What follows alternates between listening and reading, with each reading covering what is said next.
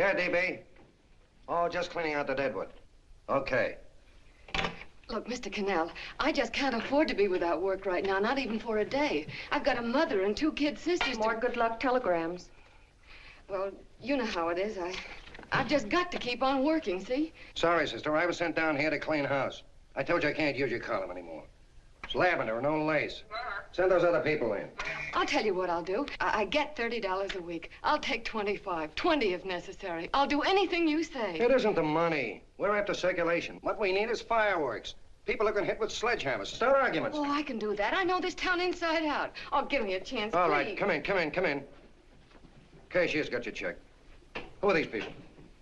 Gibbs, Furley, Cunningham, Giles. Hey, you sister. Don't forget to get out your last column before you pick up your check.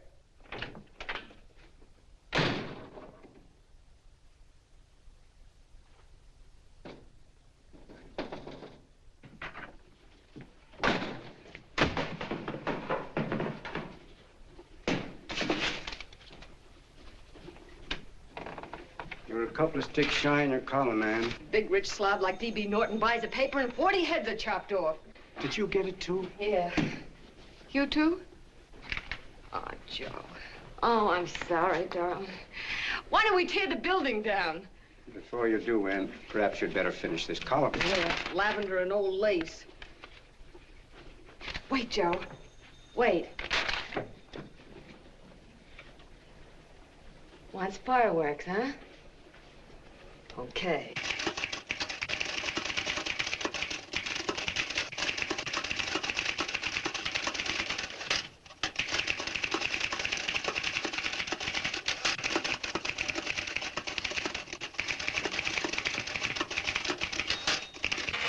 Here.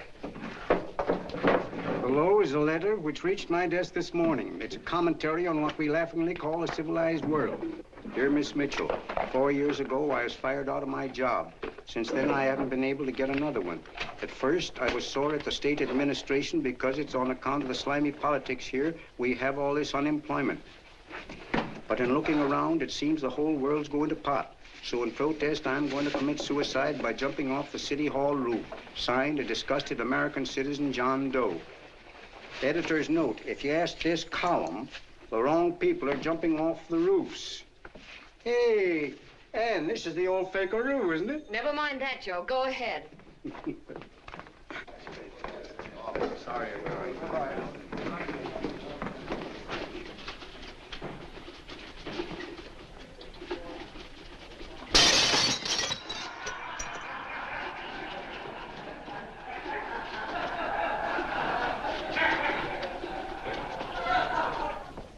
And it's because of the slimy politics that we have all this unemployment here.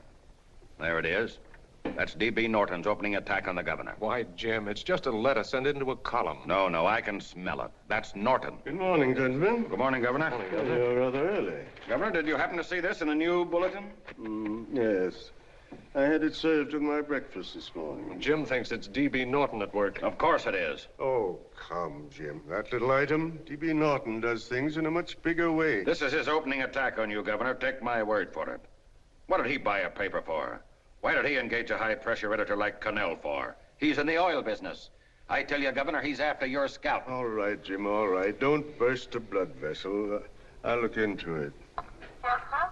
Will you get me Spencer of the Daily Chronicle, please? Yes, I saw it, Governor. If you ask me, that's a phony letter. Why, that gag has got whiskers on it. Okay, I'll get the mayor and maybe the Chamber of Commerce to go after them. Get Mayor Lovett on the phone. Sorry, the mayor's busy on the other phone. Yes, I know, Mrs. Brewster. It's a terrible reflection on our city. I've had a dozen calls already. Spencer of the Chronicle. Hold him. Just a minute. Yes, Mrs. Brewster. I'm listening. I insist that this John Doe man be found and given a job at once. Now, if something isn't done about it, I'll call out the whole auxiliary. Yes, and the junior auxiliary, too. We'll hold a meeting and see that it is. Yes, Spencer? Who? The governor? Well, what about me? It's my building he's jumping off of, and I'm up for re-election, too. What are you doing? Get Cannell at the bulletin. Why, he's liable to go right past my window. Get me Cannell. What was that? What? Out the window. Something just flew by. I didn't see anything. Well, don't stand there, you idiot. Go and look. Open the window. Oh, why did he have to pick on my building? Is there a crowd in the street? No, sir. Then maybe he's caught on a ledge. Look again. We'll tolerate I think it must have been a seagull. A seagull? What's a seagull doing around the city hall? That's a bad omen, isn't it? Oh, no, sir. The seagull is a lovely bird. It's all right, Mrs. Brewster. It was just a seagull. Can I help? Nothing's happened yet. No, I'm watching. Don't worry, Mrs. Brewster. Just leave it all to me. Spencer, I'll call you back. Hello, Canal? What are you doing? This is the mayor. Yes, Mayor Lovett. How many times are you going to call me? I've got everybody and his brother and sister out looking for him. Did you see the box I'm running? An appeal to John Doe. Think it over, John. Life can be beautiful, says Mayor. If you need a job, apply to the editor of this paper and so forth and so forth. Okay, Mayor, I'll let you know as soon as I have something. What? Well, pull down the blinds. Went up to Miss Mitchell's house, boy. She's in a bad way. Where is she? Hey, do you know something? She supports a mother and 2 kids. What do you know about that? Did you find her? No. Her mother's awful worried about her. When she left the house, she said she was going on a roaring drunk. The girl, I mean. Go out and find her. Sure. Hey, but the biggest thing I didn't tell you, her old man's Hello? Doc Mitchell. You know the doctor saved my mother's life and wouldn't take any money for it? You remember that. Okay, boss, I'll go and look for her. Holy smokes, Commissioner, you've had 24 hours. Okay, Hawkshaw, grab a pencil. Here it is again. About 5'5", brown eyes, light chestnut hair, and as fine a pair of legs as ever walked into this office. Did you want to see me? No. I've had the whole Army and Navy out searching for you because that's a game we play here every day. I remember distinctly being fired. That's right. But you have a piece of property that still belongs to this newspaper, and I'd like to have it. What's that? The letter. What letter? The letter from John Doe. Oh, The whole town's in an uproar. We've got to find him, and the letter's the only clue. there is no letter. We'll get a handwriting expert to... What? There is no letter. Say that again. There's no letter. I made it up. You made it up. Mm-hmm. You said you wanted fireworks. Don't you know there are 9 jobs waiting for this guy? 22 families want to board him free. 5 women want to marry him, and the mayor's practically ready to adopt him, and you... Just call the morgue, boss. He said there's a girl there. Shut up. Ann, say, why didn't you... Beatty. Only one thing to do, Hank. Drop the whole business quickly. How? Run a story. Say John Doe was in here and is sorry he wrote the letter and... That's right. They've got it, sure. He came in here, and I made him change his mind. Bulletin editor saves John Doe's life. Why, it's perfect. I'll have Ned write it up. Oh, Ned, I got a story I want you to... Wait a minute.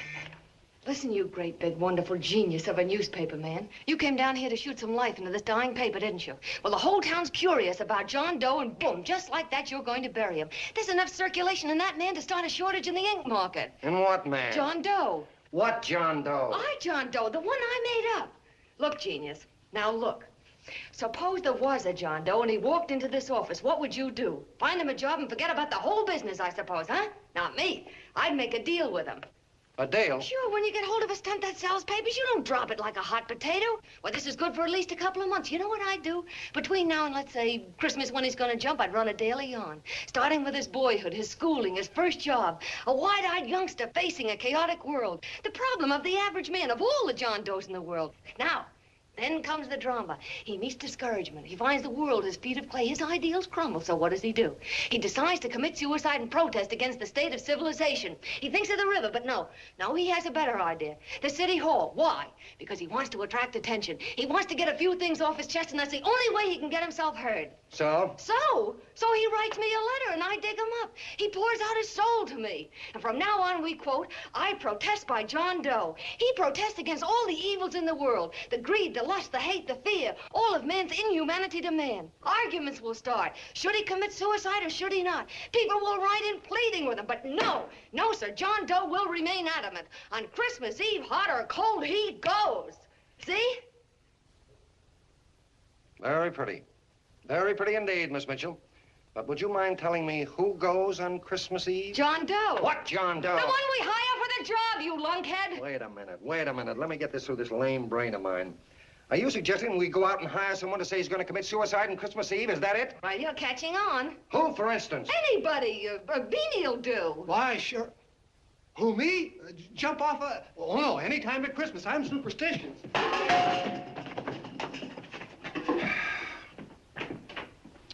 Miss Bishop, do me a favor. Will you go on out and get married and have a lot of babies, but Stay out of newspaper business. Better get that story in, Hank. It's getting late. You're supposed to be a smart guy. If it was raining $100 bills, you'd be out looking for a dime you lost someplace. Holy smokes, wasting my time listening to this mad woman. Look, Chief, look at the Chronicle. It's running on John Doe. They say it's a fake. Why the no good the John Doe story, amateur journalism. It's palpably phony. It's a wonder anyone is taking it serious. What do you think of those guys? That's fine. That's fine. Now fall right into their laps. Go ahead. Say John Doe walked in and called the whole thing off. You know what that's going to sound like on top of this. That's all, Ned. Thank you. All right. Amateur journalism, huh? Why, that bunch of sophomores, I can teach them more about... Hey, boss, get a load of this. What? Look.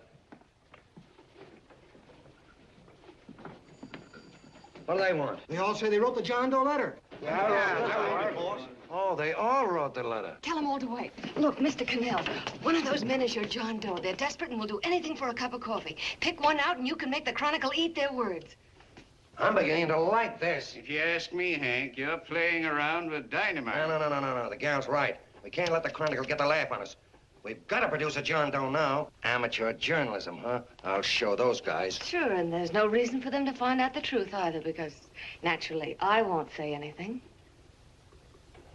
Okay, sister, you get your job back. Plus a bonus. What bonus? Or the bonus of $1,000 the Chronicle was going to pay me for this little document. You'll find it says that I, Ann Mitchell, hereby certify that the John Doe letter was created by me. I can read. Sorry.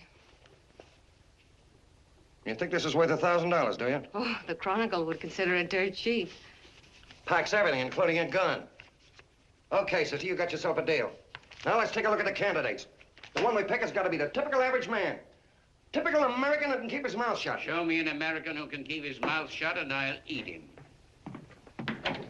Okay, Beanie, bring him in one at a time.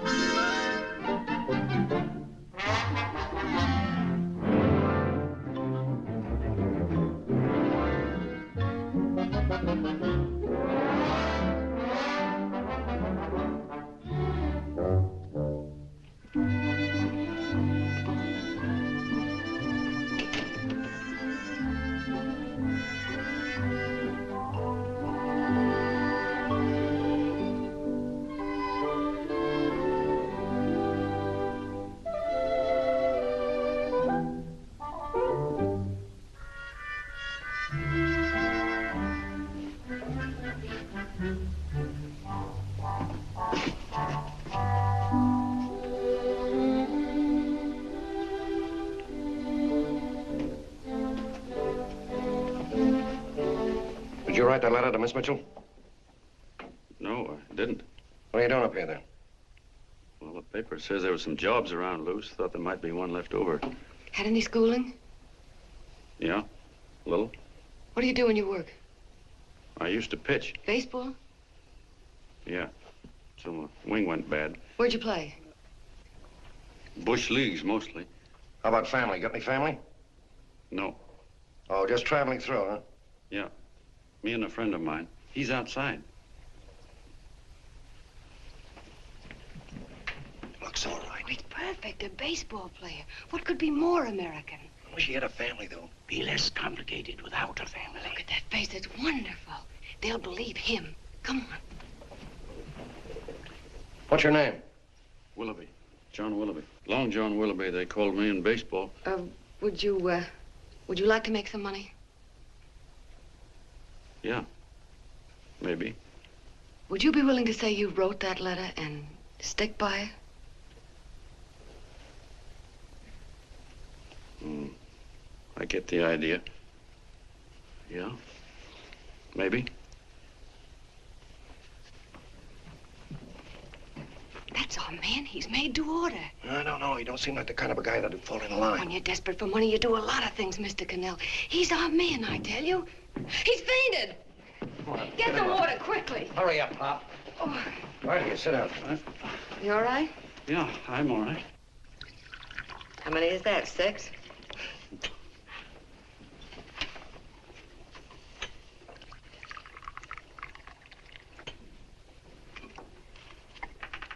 Pretty hungry, weren't you? All this John Doe business is batty, if you ask me. Well, nobody asked you. Trying to improve the world by jumping off buildings. You couldn't improve the world if the buildings jumped on you.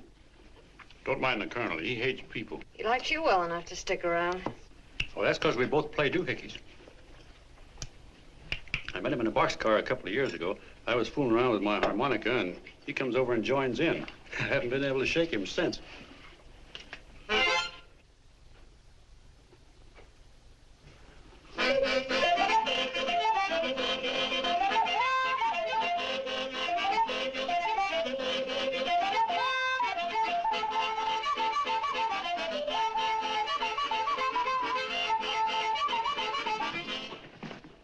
Here he is. No, you can't take pictures of him like that, eating a sandwich and with a beard. But he's going to jump off a building. Yes, but not because he's out of a job. That's not news. This man's going to jump as a matter of principle. Well, maybe you're right. We'll clean him up and put him in a hotel room under bodyguards. We'll make a mystery out of him. Did you speak to Mr. Norton? Thinks it's terrific. Says for us to go the limit. Wants us to build a bonfire under every big shot in the state. Oh, swell. Is that the contract? Yeah. What's he doing here? Friend of his. They play duets together. Duets? But can we trust him? Oh. I trust him. Oh, you trusted me. Well, that's fine. I suppose he trusts you, too. Oh, stop worrying. He's all right. Okay, but we don't want more than a couple of hundred people in on this thing. Now, the first thing I want is an exact copy of the John Doe letter in your own handwriting. I've got it already. Here. No, that's fine. Now, I want you to sign this agreement. It gives us an exclusive story under your name, day by day, from now until Christmas. On December 26th, you get one railroad ticket out of town. And the bulletin agrees to pay to have your arm fixed. That's what you want, isn't it? Yeah, but it's got to be by Bonesetter Brown. Okay, Bonesetter Brown goes. Here, sign it. Meanwhile, here's $50 of spending money. That's fine. Beanie? Yes, boss. Take charge of him. Get him a suite at the Imperial and hire some bodyguards. Yeah, and some new clothes, Beanie. You think we better have him to Laos? Yeah. Both of them? Yes, both of them, but don't let them out of your sight. Hey, Beanie, gray suit, huh? Yeah. Okay, fellas.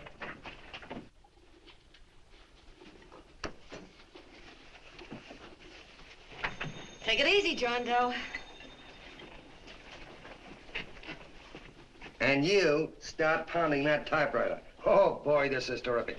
No responsibilities on our part, just statements from John Doe, and we can blast our heads off. Before you pop too many buttons, don't forget to make out that check for 1,000.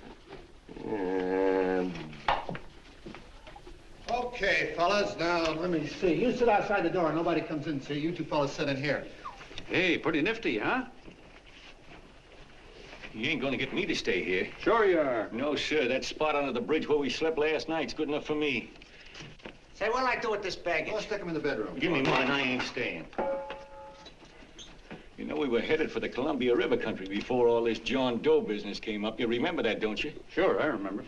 Say, did your ears pop coming up in the elevator? Mine did. All along, John. I tell you, it's no good. You're gonna get used to a lot of stuff that's gonna wreck you. Why, that $50 in your pocket's beginning to show up on you already. And don't pull that on me, neither. Stop worrying, Colonel. I'm gonna get my arm fixed out of this. Hey, here's some cigars the boss sent us. Have one. Hey, Help cigar. yourself. No.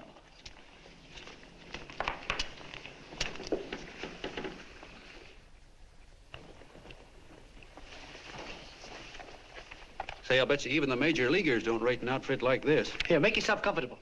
Paper? I don't read no papers, and I don't listen to radios either. I know the world's been shaped by a drunken barber, and I don't have to read it. I've seen guys like you go under before. Guys that never had a worry. Then they got a hold of some dough and went goofy. The first thing that happens Hey, to did a you guy... get a load of the bedroom? No.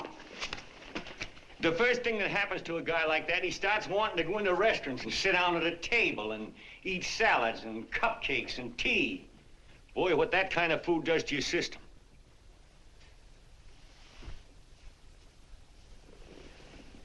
The next thing the dope wants is a room.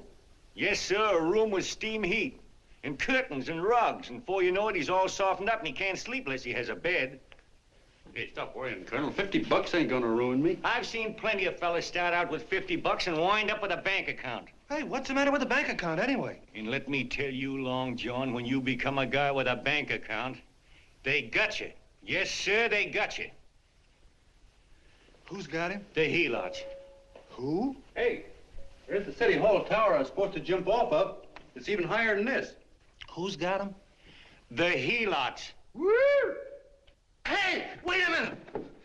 You're not supposed to jump till Christmas Eve. Do you want to get me in a jam? If it's going to get you in the jam, we'll do you a favor. I won't jump. And when they got you, you got no more chance than a road rabbit. Hey, who'd you say was going to get him? Say, is this one of those places where you ring if you want something? Yeah, just use the phone. Boy, I've always wanted to do this. Hey, Doc, look. Look, Doc. Give me that again, will you? Who's going to get him? The Helots. Who are they? Listen, Sucky, you ever been broke? Sure, mostly often. All right. You're walking along. Not a nickel in your jeans. You're free as the wind. Nobody bothers you. Hundreds of people pass you by in every line of business. Shoes, hats, automobiles, radios, furniture, everything. And they're all nice, lovable people. And they let you alone. Well, is that right? Then you get a hold of some dough, and what happens? All those nice, sweet, lovable people become Helots. A lot of heels. They begin creeping up on you, trying to sell you something. They get long claws, and they get a stranglehold on you. And you squirm, and you duck, and you holler, and you try to push them away, but you haven't got a chance. They got you.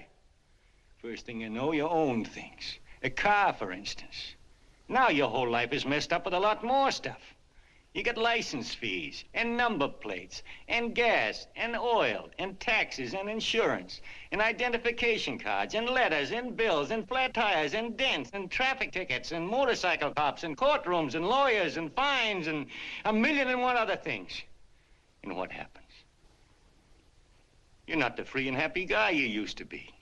You gotta have money to pay for all those things. So you go after what the other fellas got. And there you are. You're a Helot yourself.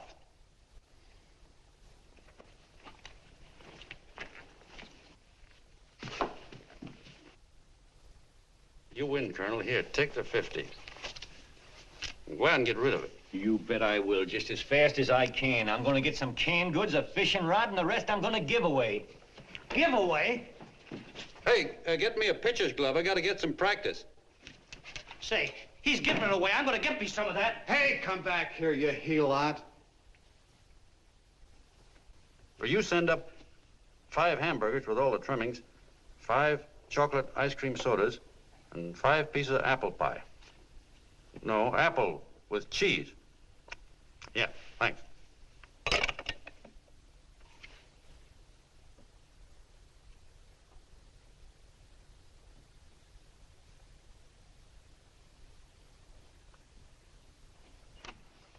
Hello there.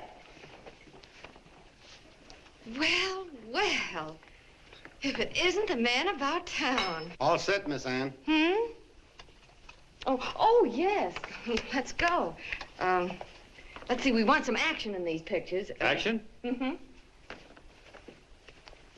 That's good. No. This man's going to jump off a roof. Oh. Here, wait a minute. Let me comb your hair. Sit down. Yeah, that's better.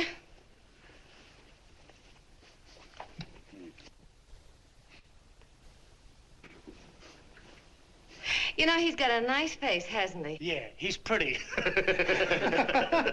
Here, sit down. Quiet, egghead. All right, now a serious expression. Can't. I'm feeling too good. Oh, come on now. This is serious. You're a man disgusted with all of civilization. With all of it? Yes, you're sore at the world. Come on now. Oh, crabby guy, huh? Yeah. No.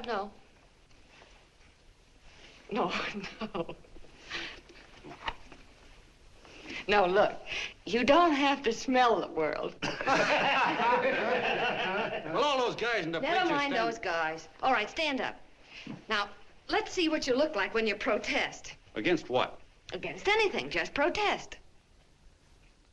You got me. Oh, look, I'm the umpire, and you just cut the heart of the plate with your fast one, and I called it a ball. What would you do? Oh, you did, huh? Yeah. Why can't you call him right, you boneheaded... Grab it, Eddie, grab it!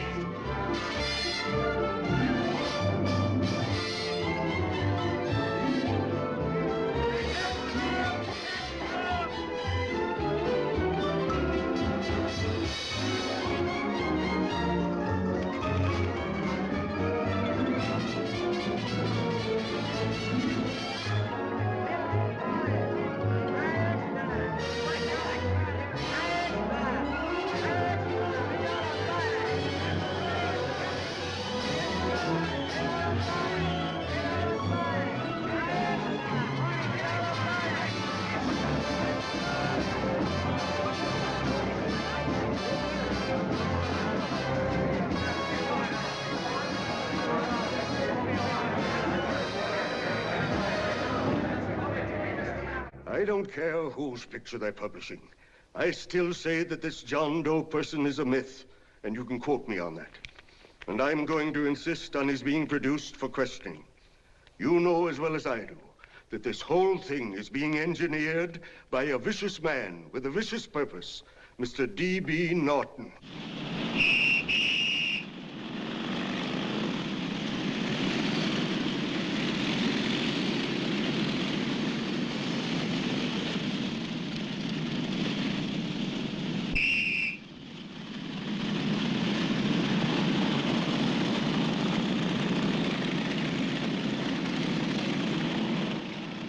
And Miss Mitchell are at the house, sir. Oh, they are? All right, come on. Personally, I think it's just plain stupidity to drop it now. You should see his fan mail, thousands. Why, it's going over like a house of fire. What are you afraid of Canelo? It's doubled our circulation. Yeah, but it's got everybody sore. Ads are being pulled. The governor's starting a libel suit. What's more, they all know John Doe's a phony, and they insist on seeing Well, what about it? Let them see him. We'll go on one better. They can also hear him. You own a radio station, Mr. Norton. Why not put him on the air? Watch out for this damn DB. She'll drive you batty. Oh, Look, what? we can't let him get to this Bush League pitcher and start pumping him. Good night. Now, tell him what that screwball might do. I walk in yesterday, here he is, standing on a table with a fishing pole, fly casting. Take my advice and get him out of town before this thing explodes in our faces. If you do, Mr. Norton, you're just as much of a dumb cluck as he is. Excuse me. No, you got yourself a meal ticket and you hate to Sure, let it's go. a meal ticket for me, I admit it, but it's also a windfall for somebody like Mr. Norton who's trying to crash national politics. That's what you bought the newspaper for, isn't it? You want to reach a lot of people, don't you? Well, put John Doe in the air and you can reach 130 million of them. He can say anything he wants and they'll listen to him. All right, we'll forget the governor and the mayor and all the small fry like that. This can arouse national interest. If he made a hit around here, he can do it every place else in the country. And you'll be pulling the strings, Mr. Norton. Go down to the office and arrange for some radio time. Well, DB, you're not going I want to it fall. as soon as possible. Okay, I just came in to get warm myself. Come on, let's go. Don't you go. I want to talk to you.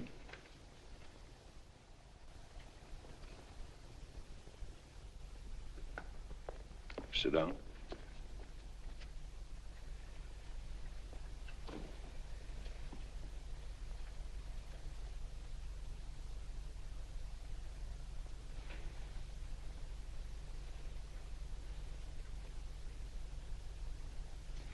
Hey, this John Doe idea was yours, huh? Yes, sir.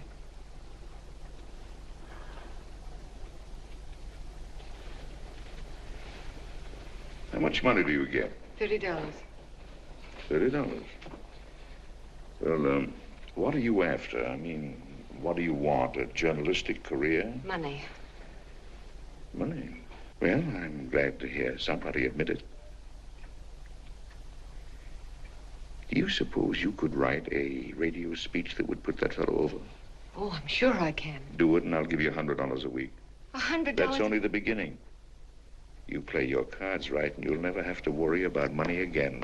Oh, I know it. Hello. Hello. Whenever there's a pretty woman around. This is my nephew, Ted Sheldon, Miss Mitchell. How do you do? How do you do? All right, Casanova, I'll give you a break. See that Miss Mitchell gets a car to take her home. Always reading my mind, aren't you? Thank you very much for everything. And Miss Mitchell, I think from now on you'd better work directly with me. Yes, sir.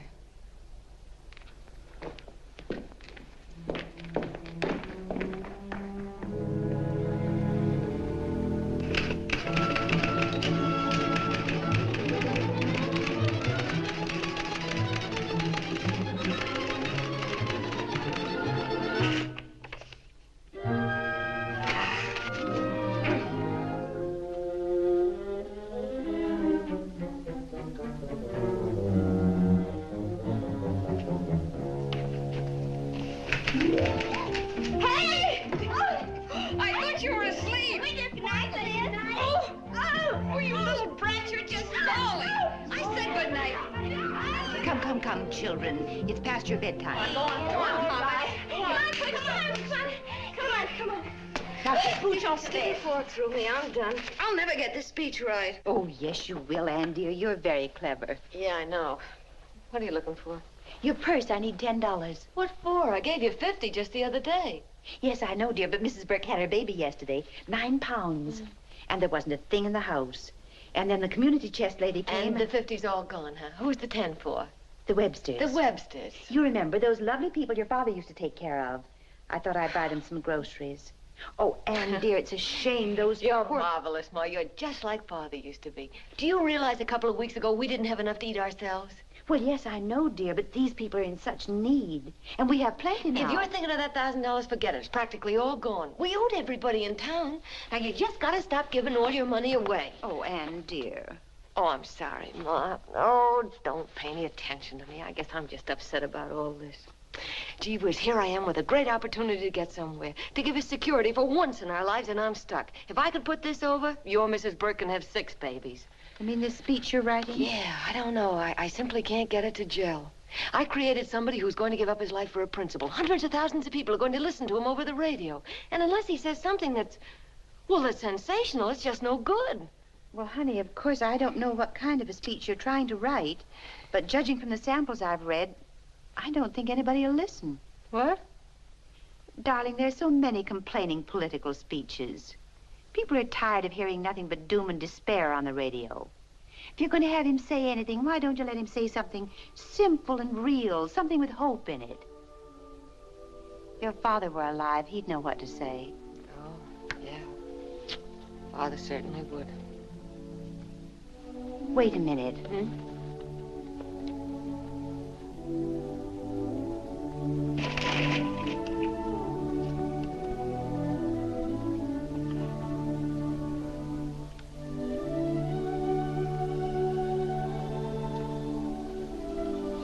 That's your father's diary, Anne. Father's... I never knew he had a diary. There's enough in it for 100 speeches. Things people ought to hear nowadays. You'll be careful of it, won't you, dear? It's always helped to keep your father alive for me. You bet I will, Ma. Wait a minute. John Doe don't want to sign no autographs. Well, what does he do all day? What does he do all day? He's writing out his memories. Sorry, lady, you can't see Mr. Doe. He wants to be alone. No, he just sits around all day and commutes with himself.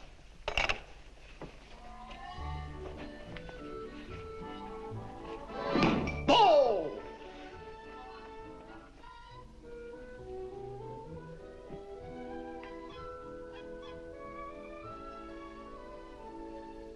I don't know how you're going to stand it around here till after Christmas. I'll bet you ain't heard a train whistle in 2 weeks.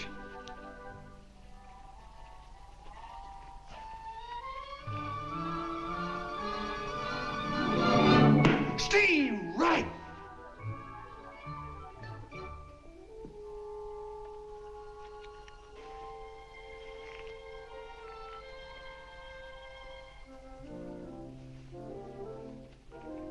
I know why you're hanging around.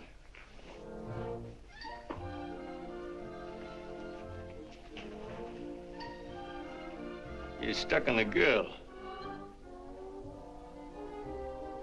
That's all a guy needs is to get hooked up with a woman.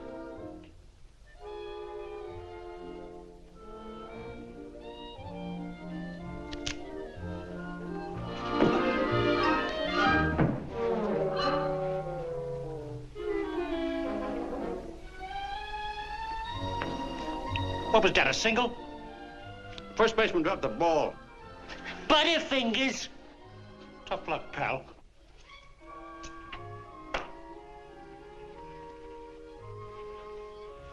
Guy has a woman on his hands. First thing he knows, his life is balled up with a lot more things.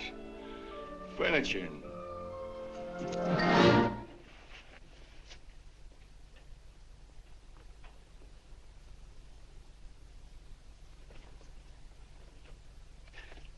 Did you get him? You're out. Swell. What's this, the end of the 8th? 9th.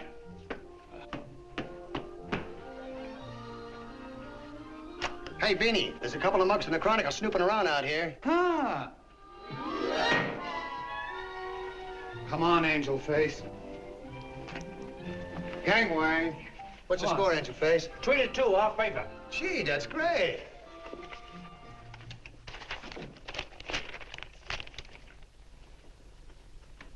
Hey, you got swell form there. Must have been a pretty good pitcher. Pretty good. Say, I was just about ready for the major leagues when I chipped a bone in my elbow. I got it pitching a 19-inning game. 19? Yeah. There was a major league scout there watching me, too. And he came down after a game of the contract. You know what? I couldn't lift my arm to sign it. I'll be okay, though, as soon as I get it fixed up. It's too bad. What do you mean, too bad? Huh? Oh, that you'll never be able to play again. What are you talking about? I just told you I was going to get Well, you know how they are in baseball if a guy's mixed up in a racket. Racket? What do you mean? Well, I was just thinking about this John Doe business. Why, as soon as it comes out it's all a fake, you'll be washed up in baseball, won't you? Yeah. Hey, doggone. I never thought about that.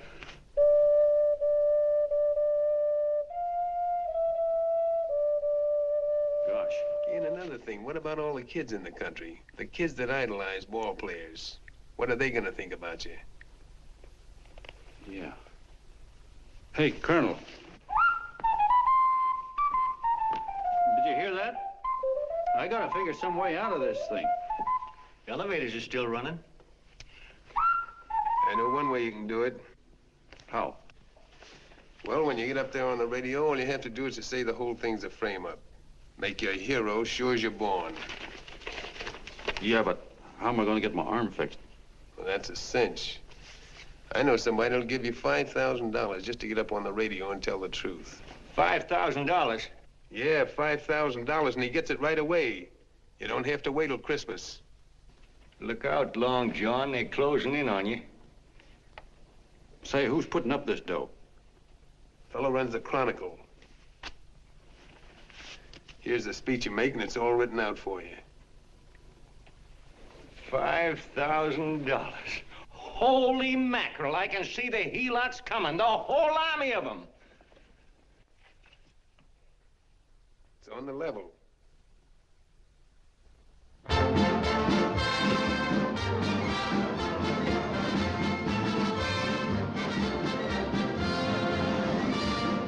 No, I'm sorry. Tickets for the broadcast are all gone. Phone the bulletin. Sorry, no more tickets left.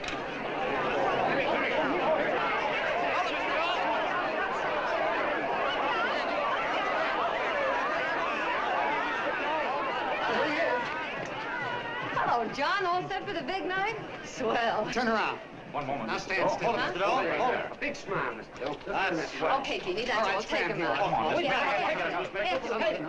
yeah. Now, look, John, here's the speech. It's in caps and double-spaced. You won't have any trouble reading it. Not nervous, are you? No. Of course not. He wouldn't be. Who? John Doe, the one in there. Hey, don't let your knees rattle. It picks up on the mic. Oh, Beanie, you needn't be nervous, John. All you have to remember is to be sincere. Pick up that phone, Miss Mitchell. It's for you. Okay. Hello? Yes, Mother. Oh, thank you, darling. Oh, there he is, the poor dear man. Oh, good luck to you, Mr. Doe. We want you to know that we're all for you. The girls all decided right now. He's that gotta make a you're speech not out there, to and he's jump very off nervous. any Everything roof. is- Even yeah. if we have to do it, we'll stop it. You got the speech I gave you? Yeah. Now, look. I'll give this money to the colonel just as soon as you get started. We'll have a car waiting at the side entrance for you. Okay. How'd you get in here? Huh? Oh, I just came in to wish him Come luck. on, out. Mother says good luck, too. John, when you read that speech, please believe every word of it. He's turned out to be a wonderful person, John. Who? John Doe, the one in the speech. Oh. You know something? I've actually fallen in love with him. All right, there he is, sister. Now, come on, plenty of both. What's the idea? No, that's too much. That's not so much. Come on. That's it. Oh, this is no time for cheap publicity, Mr. Cannell. Listen, if that guy lays an egg, I want to get something out of it. I'm getting a Jane Doe ready. Oh, come on. Here, Will you, fellas? here you Give me a are. All right, chance. that's I enough. have to raise Just one more, will No, you, that's please? fine, honey. You go ahead. All right, I Ask need me one to. more. You're very good, honey. Go ahead. How you doing? Oh. All right, Benny, bring him in. Holy smoke, a half a helot. There you are, boss, just like you ordered. Symbols of little people. Okay, get him up. All right, young fella. This is ridiculous, Mr. Cannell. Come on, give me a chance. The man's on the air. Come on, shut up. Oh, fellas, I told you could have all the pictures you want after. No, come on, ask him. You can have a... Come on, that's right. Afterwards, you can get all the pictures you want. Thank you very much. Come on, will you? Afterwards, that's right. Come on, Snooks, you better bail out. Okay, goodbye, Mr. Doe. Beanie. All right. Better get ready. 1 minute to go. Wow, 1 minute to go and the score is nothing to nothing. Now, please, John, you won't let me down, will you? Will you? Of course you won't. If you'll just think of yourself as the real John Doe. Listen, everything in that speech are things a certain man believed in. He was my father, John. And when he talked, people listened. And they listened to you, too. Funny. You know what my mother said the other night? She said to look into your eyes, that I'd see Father there. Hey, what do you say? Okay, we're coming. Come on. Now, listen, John, you're a pitcher. Now get in there and pitch. Good luck. Give him room, let him through. Come on.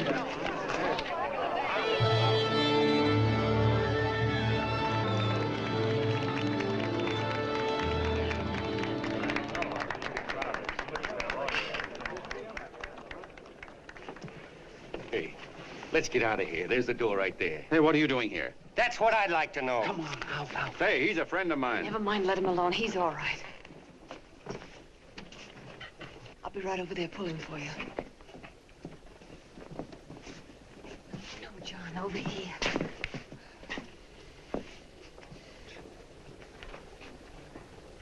Stand by.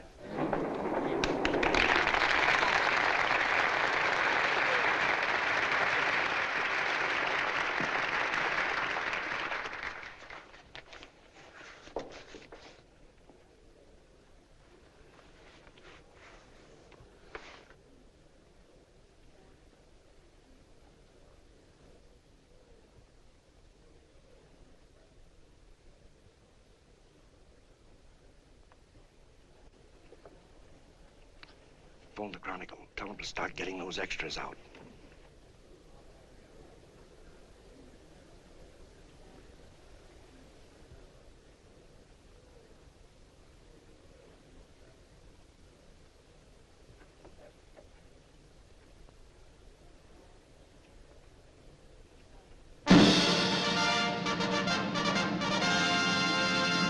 And good evening, ladies and gentlemen. This is Kenneth Fry speaking for the New Bulletin.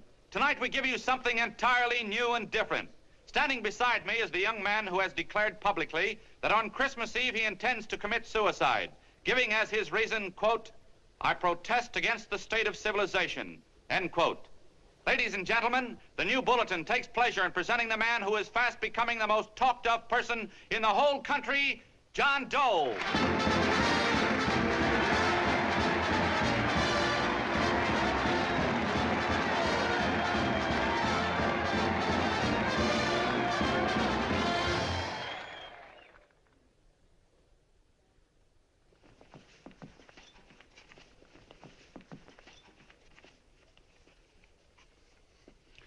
Ladies and gentlemen, I am the man you all know as John Doe. I took that name because it seems to describe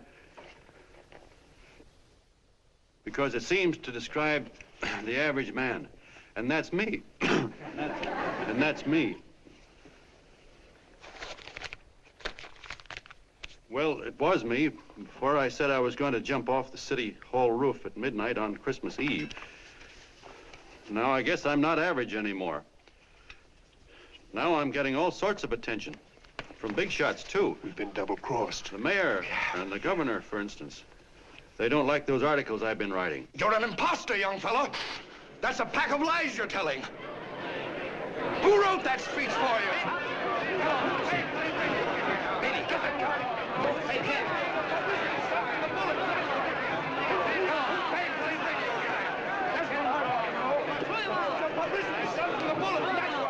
Spencer.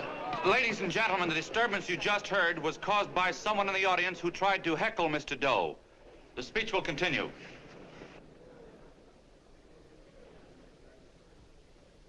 Well, people like the governor and that fellow there can stop worrying. I'm not going to talk about them. I'm going to talk about us, the average guys, the John Does. If anybody should ask you what the average John Doe is like, you couldn't tell him because he's a million and one things. He's Mr. Big and Mr. Small. He's simple and he's wise. He's inherently honest, but he's got a streak of larceny in his heart. He seldom walks up to a public telephone without shoving his finger into the slot to see if somebody left a nickel there.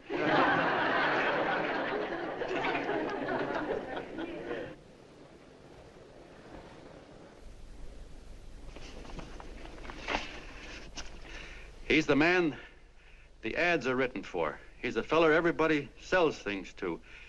He's Joe Dokes, the world's greatest stooge and the world's greatest strength.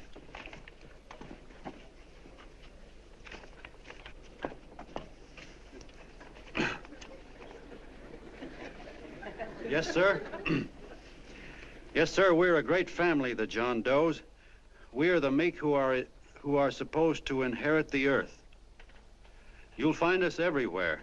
We raise the crops, we dig the mines, work the factories, keep the books, fly the planes, and drive the buses. And when a cop yells, "Stand back there, you," he means us, the John Does. Well, what kind of a speech is that? Didn't you read it? We've existed since time began. We built the pyramids. We saw Christ crucified, pulled the oars for Roman emperors, sailed the boats for Columbus, retreated from Moscow with Napoleon, and froze with Washington at Valley Forge. Yes, sir. We've been in there dodging left hooks since before history began to walk. In our struggle for freedom, we've hit the canvas many a time, but we always bounce back because we're the people, and we're tough.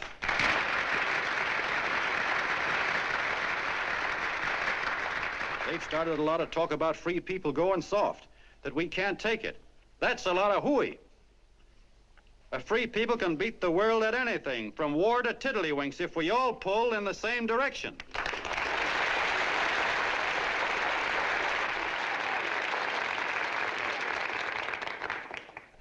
I know a lot of you are saying, "What can I do? I'm just a little punk. I don't count." Well, you're dead wrong. The little punks have always counted, because in the long run, the character of a country is the sum total of the character of its little punks.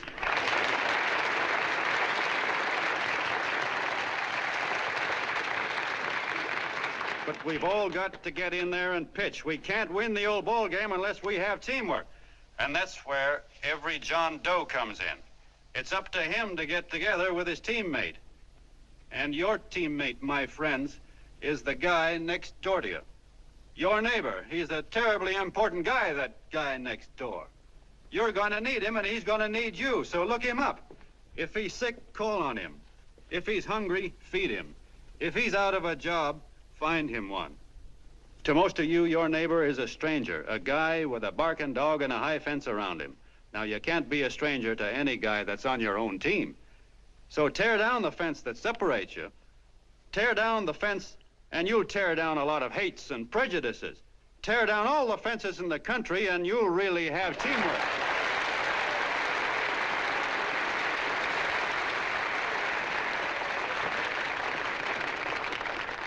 I know a lot of you are saying to yourselves, "He's asking for a miracle to happen. He's expecting people to change all of a sudden." Well, you're wrong. It's no miracle. It's no miracle because I see it happen once every year, and so do you, at Christmas time. There's something swell about the spirit of Christmas, to see what it does to people, all kinds of people. Now, why can't that spirit, that same warm Christmas spirit, last the whole year round?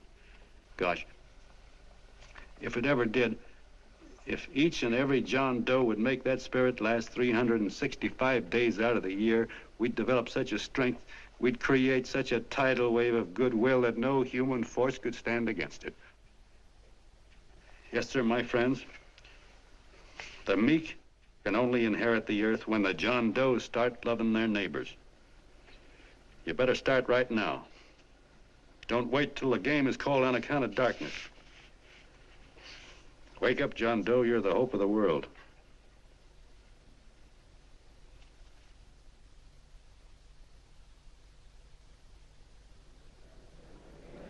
John, you were wonderful.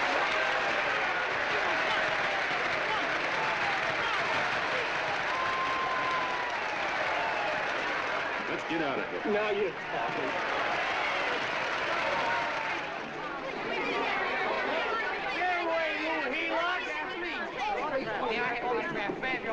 Hey!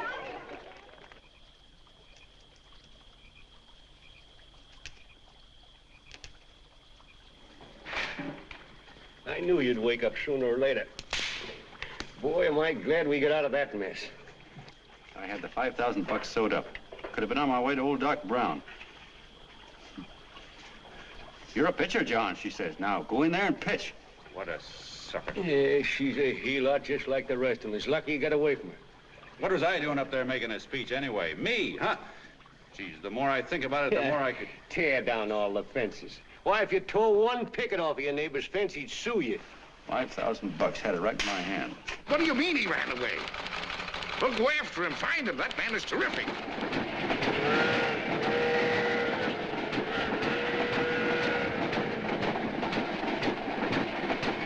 Columbia River, here we come.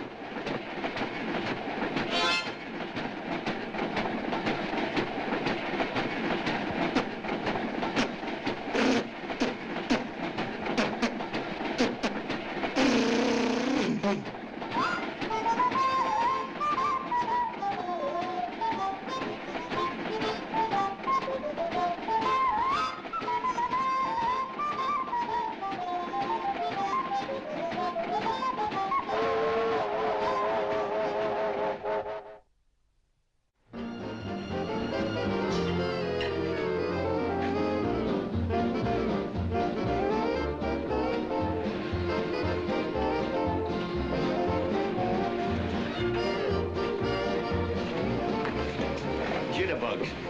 Yeah. Say, how much money we got left? 4 bits. Better make it donuts, huh? Yeah.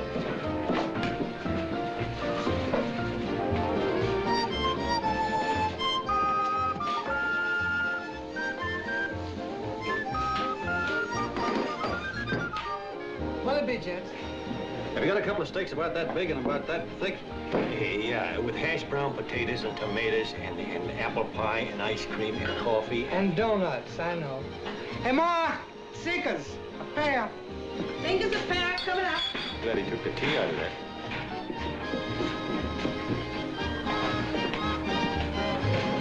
Hey, look. Join the John Doe Club. John Doe Club.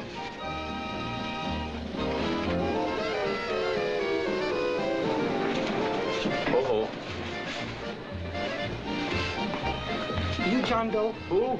John Doe. Ah, you need glasses, buddy. Oh, but gee, it's a spitting image of John Doe. Yeah, but his name is Willoughby. I'm John Willoughby. I'm a baseball player. Sure. Oh, no, I'd know that voice anyway. You can't kid me.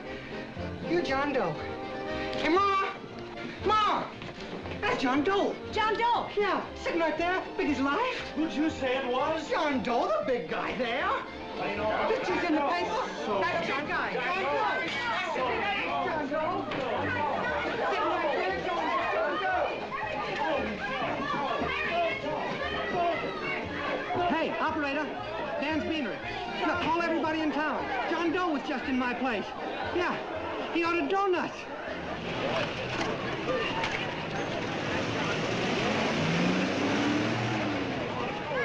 John Doe.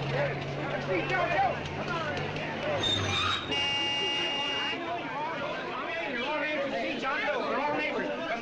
Packed like a sardine box. What does John Doe look like, Mr. Mayor? Oh, he's one of those great big outdoor type men. No, you can't see him. You didn't vote for me the last time. Shame on you. What are you doing there? Get off my front porch anyhow. Mr. Norton come yet? Oh, well, I wonder where he's at. What's keeping him? He should have been here 15 minutes ago. Oh, there he comes now. Now, everybody on your dignity. Don't do anything to disgrace us. A little town, but we got to show off. Better let me talk to him. All right, but present it to him as a great cause for the common man. Ah, here they come. Now, give him room down there. Give him room, folks. Come on now. Come on. Here they come. Here they come. Here's Mr. Norton. How do you do, Mr. Norton? I'm Mayor Hawkins. Here's Mr. Norton. Let me go, you darn fool. I'm the mayor. Mr. Norton. Mr. Norton. Mr. Norton. I'm Mayor Hawkins. Your office telephoned me to hold him. Well, that's fine. How is he? Oh, he's fine. He's right in my office there. You know, it's a great honor having John Doe here, and you too. Haven't had so much excitement since the old City Hall burned down. People are so excited they nearly tore his clothes off. Oh, Matilda, darling, phone the newspapers, tell them Mr. Norton's here. Step right inside, Mr. Norton. My office. Very comfortable here, Mr. Norton. Just had it air conditioned. Gangway, please. Get room for Mr. Norton. Gangway. Gangway. Here he is, Mr. Norton. Well taken care of. The neighbors are serving him a light lunch. Hello, John. Well, Mr. Mayor, if you don't mind, we'd like to talk to him alone. Why, certainly, certainly. All right, everybody. Clear out. Everybody, quickly now. Come on, you. Come on. Come on. That's All right. Don't argue with me here. Wait till we get home. Don't you push me around like that. Even though I'm your wife, you can't push me around. Look, Mr. Norton, I think you got a lot of nerve having those people hold us here. There's nobody holding you here, Mr. Doe. It's only natural There's that nobody holding us here. Let's get going. Incidentally, my name isn't Doe, it's Willoughby. Look, John, something terribly important's happened. They're forming John Doe clubs. We know of 8 already, and they say that there's John Doe clubs? What for? To carry out the principles you talked about in your radio speech. I don't care what they're forming. I'm on my way, and I don't like the idea of being stopped either. Oh, but you don't know how big this thing is. You should see the thousands of telegrams we've received and what they're saying about you. Look, it started as a circulation stunt, didn't it? Well, you got your circulation. Now, why don't you let me alone? Oh, it started as a circulation stunt, but it isn't anymore. Mr. Norton wants to get back of it and sponsor John Doe clubs all over the country. He wants to send you on a lecture tour. Me? Uh-huh. Well, certainly, with your ability to influence people, it might grow into a glorious movement. Say, let's get something straight here. I don't want any part of this thing. If you got an idea I'm going around lecturing the people, why, you're crazy. Baseball's my racket, and I'm sticking to it. Come on, Colonel, let's get out of here. John, please, please. I just got rid of one crowd. Oh, but please, Mr. Mayor, tell him the John Doe Club wants to talk to him. Let them in, Mr. Mayor. Let them come in. Okay, folks, but remember your manners. No stampeding. Walk slow, like you do when you come to pay your taxes.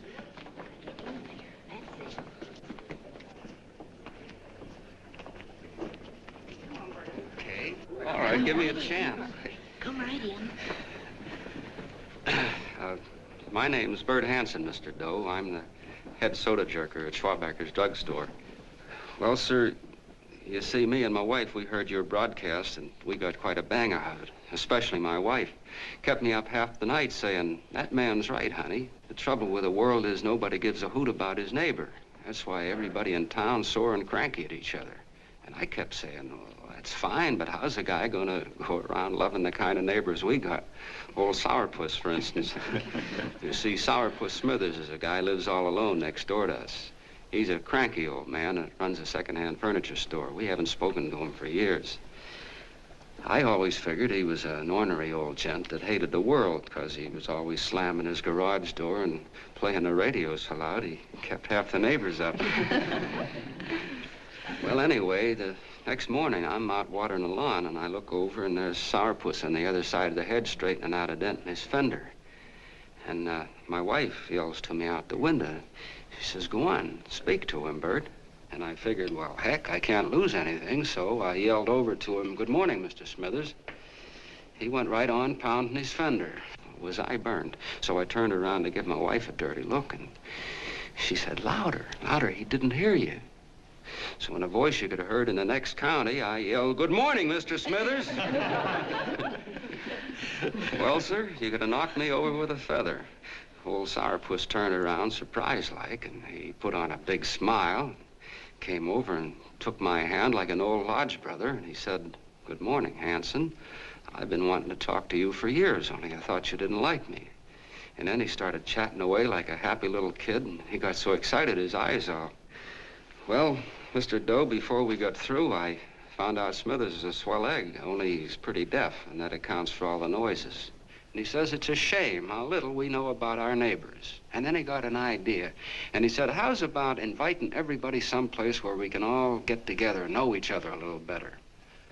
Well, I'm feeling so good by this time, I'm ripe for anything. So Smithers goes around the neighborhood inviting everybody to a meeting at the schoolhouse. And I tell everybody that comes in the store, including Mr. Schwabacker, my boss. I'm talking too much. Well, I'll be doggone if over 40 people don't show up. Of course, none of us knew what to do, but we sure got a kick out of seeing how glad everybody was just to say hello to one another. Tell him about making Sourpuss chairman. Oh, yeah, we made Sourpuss chairman and decided to call ourselves the John Doe Club. And say, incidentally, this is my wife. Come here, honey. This is my wife, Mr. Doe. How do you do, Mr. Doe? Sourpuss is here, too. Oh, is he? This is Sourpuss, or excuse me, Mr. Smithers, Mr. Doe. That's all right. If you didn't call me Sourpuss, it wouldn't feel natural. Well, anyway, I guess nearly everybody in the neighborhood came except the Delaney's. The Delaney's live in a big house with an iron fence around it, and they always keep their blinds drawn.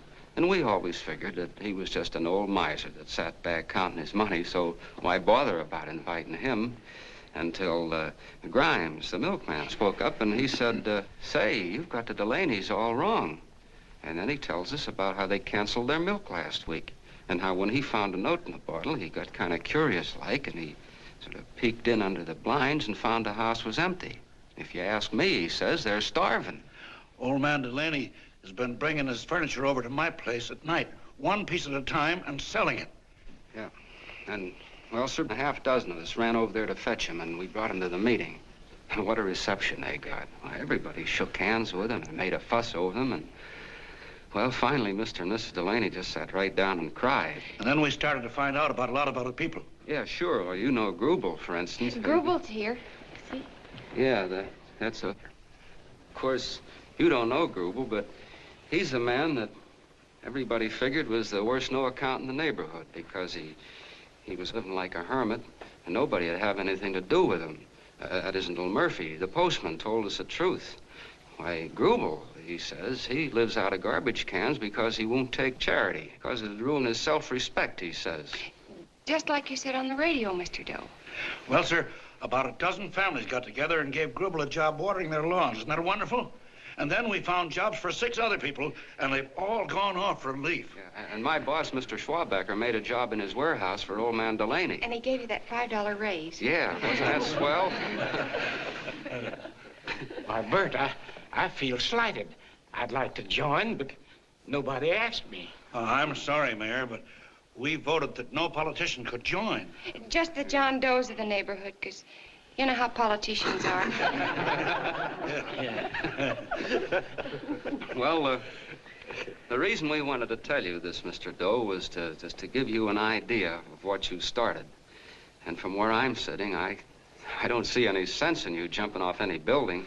No. Well, thank you for listening. Goodbye, Mr. Doe. You're a wonderful man. And it strikes me you can be mighty useful walking around for a while. Hey, goodbye, Mr. Doe. Goodbye, Mr. Doe.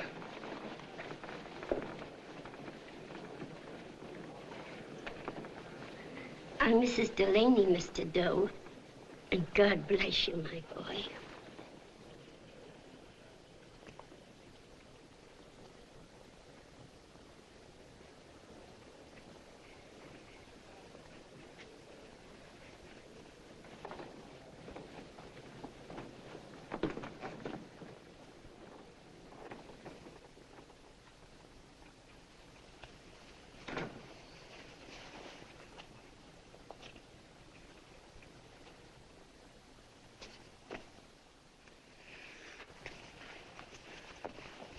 Gee whiz, I'm all mixed up. I don't get it. Look, all those swell people think I'm going to jump off a building or something. I never had any such idea. Gosh. The fellow'd have to be a mighty fine example himself to go around telling other people how to... Say, look, what happened the other night was on account of Miss Mitchell here. She wrote the stuff. Don't you see what a wonderful thing this can be? But we need you, John. You're hooked. I can see that right now. They got you. Well, I'm through. For 3 years, I've been trying to get you up to the Columbia River country. First, it was your glass arm. Then it was the radio. And now it's the John Doe clubs. Well, I ain't waiting another minute. Gangway, you helots. Hey, Colonel, wait a minute. Hey, Colonel! I want you personally to go along with John Doe and Miss Mitchell and handle the press and the radio. Me? Yes, I don't want to take any chances. And Johnson. Yes, Stevie? Your crew will do the mop-up job. They'll follow John Doe into every town, see that the clubs are properly organized and the charters issued. Right. There are only 8 flags up there now. I want to see that map covered before we get through.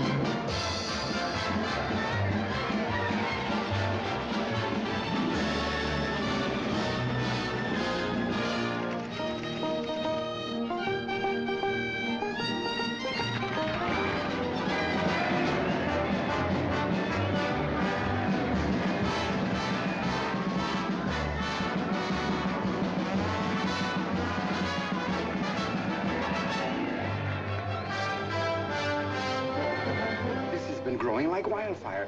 If they made demands, I'd understand it. But the John Does ask for nothing. People are going off relief. If this keeps up, I'll be out of a job. As soon as it gets strong enough, we'll find out what John Doe wants. 30 every Thursday, 60 at 60. Who knows what? I'm sorry, boss. They just won't let anybody talk politics to them. It's crazy. We've got to get to them. They represent millions of voters.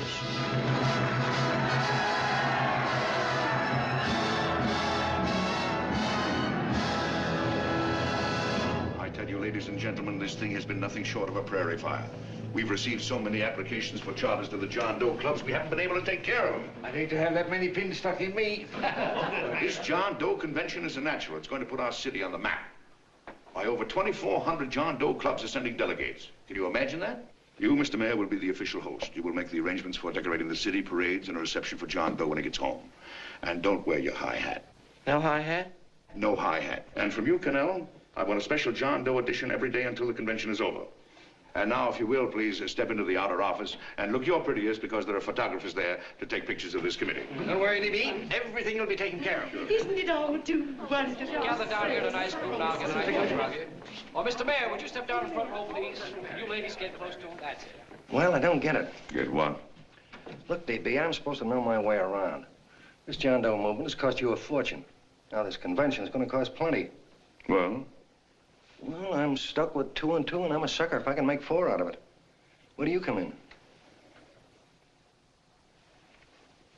You'll have the satisfaction of knowing that my money has been spent for a worthy cause. I see. I better stick to running the paper, huh? I think maybe you better had. And Cannell, I'd like to have the John Doe contract, all the receipts for the money we advanced him with the letter Miss Mitchell wrote, for which I gave her $1,000. Yes, sure. Well, we leave for the airport. Half an hour. Is that Johnny boy's room? Better hustle him up. He'll be ready on time. He's packing. Ah, good. Did you see his picture on the cover of Time? Yeah. I gotta give you credit, Annie girl. I've handled a good many big promotions in my time. Everything from a World's Fair to a Channel swimmer. But this one has certainly got me spinning. And now a John Doe convention. Wow. Say, if you could only get him to jump off the City Hall roof on Christmas Eve, I'd guarantee you 500,000 people there. Charlie. Hmm? What do you make of him? Oh, Johnny boy? Well, I don't know what angle you want, but I'll give it to you quick. Number 1, he's got great yokel appeal, but he's a nice guy. Number 2, he's beginning to believe he really wrote that original suicide letter that you made up. Number 3, he thinks that you're Joan of Arc or something. Yeah, I know. Number 4, well, you know what number 4 is. He's nuts about you. Yeah, it's running out of his ears. You left out number 5. We're all heels, me especially. Holy smoke. Come in.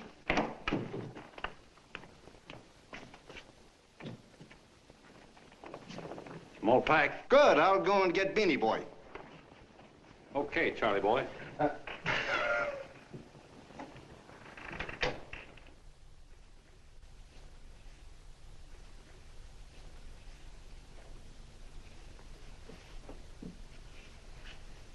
Can I help you pack? No, thank you.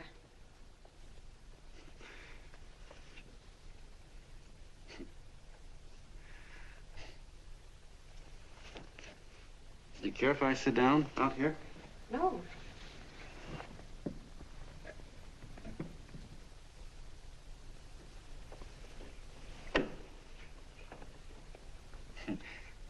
You know, I had a crazy dream last night.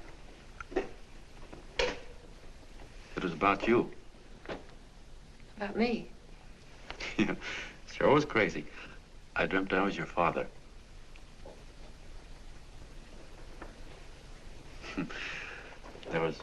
There was something I was trying to stop you from doing. So I got up out of bed and I walked right through the wall here, right straight into your room. You know how dreams are. And there you were in bed. But you're a little girl, you know, about 10. And very pretty, too. So I shook you, and the moment you opened your eyes, you hopped out of bed and started running like the devil in your nightgown. You ran right out the window there, and you ran out over the tops of buildings and roofs and everything for miles. And I was chasing you.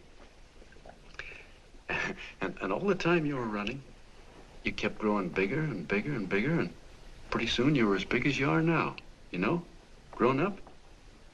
And all the time I kept asking myself, what am I chasing her for? And I didn't know. Isn't that a hot one?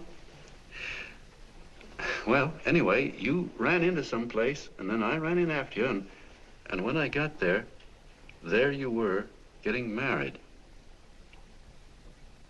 And the nightgown had changed into a beautiful wedding gown. You sure look pretty, too. And then I knew what it was I was trying to stop you from doing. Dreams are sure crazy, aren't they? Well, would you like to know who it was you were marrying?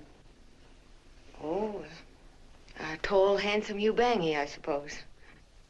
No, not that bad. It was that fellow that sends you flowers every day. What's his name? Mr. Norton's nephew? Ted Sheldon. Yeah, that's the one. But here's the funniest part of it all. I was the fella up there doing the marrying, you know, the justice of peace or something. You were? I thought you were chasing me. Well, yes, I was, but I was your father then, you see. But the real me, John Doe, or that is, Long John Willoughby, I was the fella up there with the book. You know what I mean? I guess so. Then what happened? Well, I took you across my knee and I started spanking you. That is, I didn't do it. I mean, I did do it, but it wasn't me, you see. I was your father then. Well, I held you across my knee and I said, Annie, I won't allow you to marry a man that's just rich or that has his secretary send you flowers. The man you marry has got to swim rivers for you. He's got to climb high mountains for you. He's got to slay dragons for you. He's got to perform wonderful deeds for you. Yes, sir. And all the time, the guy up there, you know, with the book, me, just stood there nodding his head. And he said, go to it, Pop. Whack her one from me, because that's just the way I feel about it, too. So he said, come on down here and whack her yourself. So I came down and I whacked you a good one, see? Then he whacked you, and I whacked you another one. We both started whacking you like... Well, if you're through whacking her, come on, let's get going. Okay, fellas, right in here. You go out the side entrance, there's a bunch of autograph seekers out front. We'll be down with the bags in a minute. Come on, don't make a government project out of this. Hi, Benny. When's our plane take off again? Couple of minutes.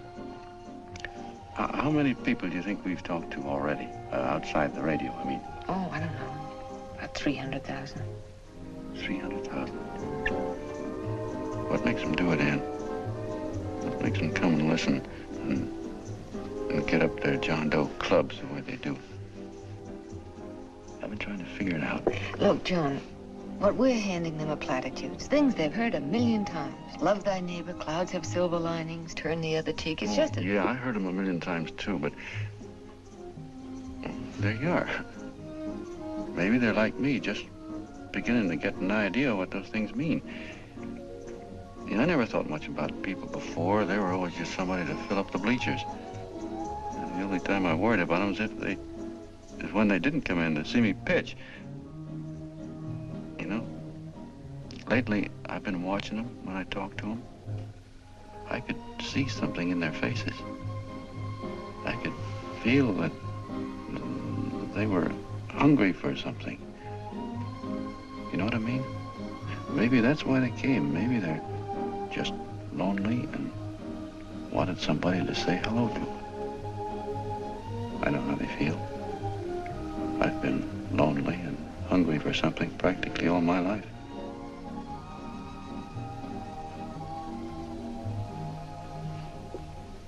All aboard, folks. That's what I said, it's behind us. Yeah, that's true. Oh, somebody else sitting here? No, that's your seat. And this is your coat. Mine? A little token of appreciation. Oh. Oh, it's beautiful, D.B. Well, I don't quite know what to say. Well, don't say anything at all. Just sit down. Oh. Go ahead, open it. Oh.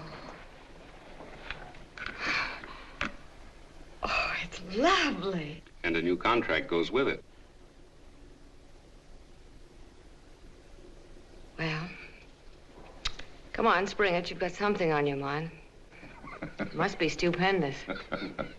You know, that's what I like about it. Right to the point, like that. All right, Practical Annie, here it is. Tomorrow night, before a crowd of 15,000 people and talking over a nationwide radio hookup, John Doe will announce the formation of a third party. A third party? Yes, the John Doe Party. Devoted entirely to the interests of all the John Does all over the country, which practically means 90% of the voters. He will also announce the third party's candidate for the presidency, a man whom he personally recommends, a great humanitarian, the best friend the John Does have. Mr. D.B. Norton. Yes.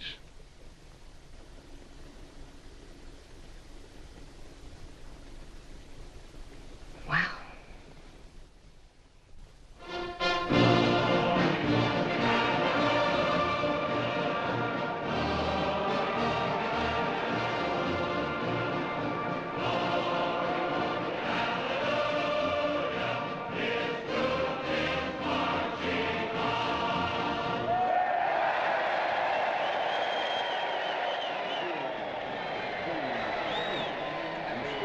And although the opening of the convention is hours off, the delegates are already pouring into the ballpark by the droves, with lunch baskets, banners, and petitions asking John Doe not to jump off any roof.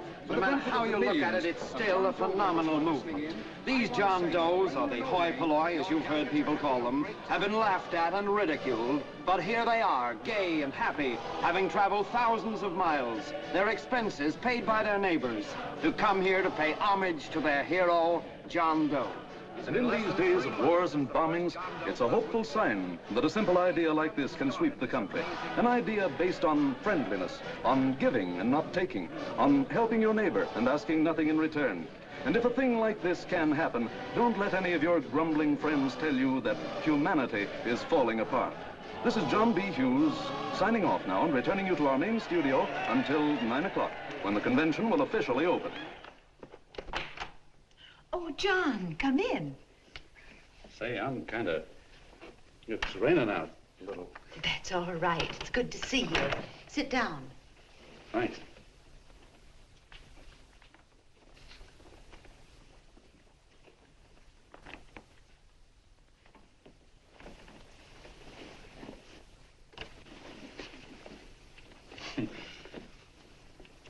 It's for Anne. Oh, how nice. Thank you very much. Flowers. I'm terribly sorry she isn't here. She isn't? No, she just left. I'm surprised you didn't run into her. She went over to Mr. Norton's house. Oh. Did you want to see her about something important? Yeah, well, no, it'll wait. Say, he's a nice man, isn't he? Mr. Norton, I mean. He's done an awful lot for the...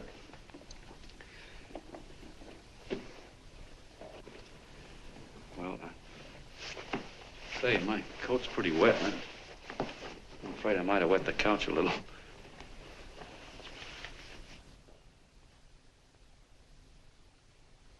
Well, I guess I'll see her at the convention later.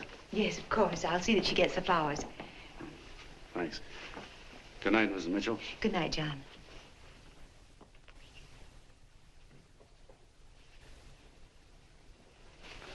Say, Mrs. Mitchell, I'm kind of glad Anne isn't here. You see, I came over here hoping to see her alone, and kind of hoping I wouldn't, too, you know what I mean? There was something I wanted to talk to her about. But, well, it'll wait, I guess. Good night. Good night, John. Say, look, Mrs. Mitchell, have you ever been married? Oh, I'm sure you have. Gosh, that's pretty silly. I guess you must think I'm kind of batty. Well, I guess I'd better be going at that. John, my husband said, I love you. Will you marry me? You did? What happened? I married him. Well, yeah, that's what I mean, see? It was easy as all that, huh? Uh-huh. Yeah, but look, Mrs. Mitchell, you know, I love Anne, and it's going to be awfully hard for me to say it because, well, you know, she's so wonderful. And, well, the best I ever was a Bush League pitcher. And, you know, I think she's in love with another man, the one she made up. You know, the real John Doe. Well, that's pretty tough competition. I bet you he'd know how to say it all right. With me, I get up to it and around it and in back of it, but I never get right to it. You know what I mean? So the only chance I've got is, well, if somebody could kind of give her a warning, sort of prepare her for the shock. You mean you'd like me to do it? Hmm? Well, I was thinking that, yeah, you know, sort of break the ice. Of course I will, John. Gee, well, thank you, Mrs. Mitchell. Hey, you're okay.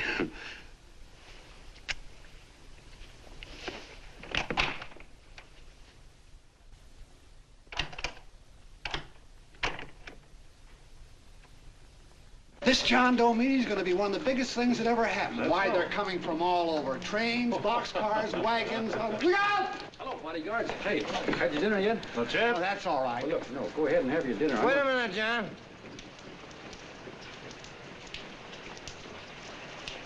Hello, Mr. Connell. How are you, John? John, I want to have a little talk with you. What's the matter? Are you falling? Come here. Hey, boss. Oh, quiet. Say, tell me something. Did you read the speech you're going to make tonight? No, I never read the speeches before I make them. I get more of a kick out of it that way. Uh-huh. It's just exactly what I thought. Beanie, go on down to the office, tell Pop to give you the speech. There's a copy on my desk. Gee whiz, boss, you know Mr. Norton told me not to leave him, not even for a minute. Go on. We'll be at Jim's bar up the street. You're a nice guy, John. I like you. You're gentle. I always like gentle people. Me, I'm hard. Hard and tough. I got a use for hard people. Gotta be gentle to suit me. Like you, for instance.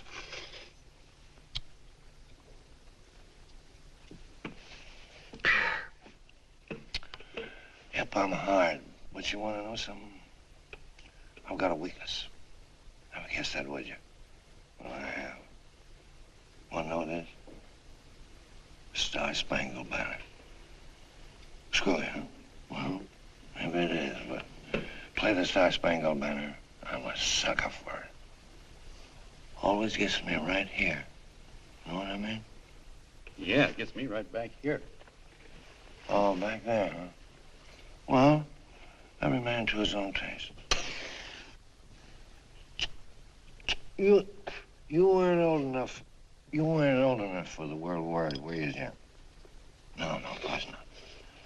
No, you must have been just kidding. I was just ripe and raring to go. You know what my old man did when I joined up? He joined up, too. Got to be a sergeant.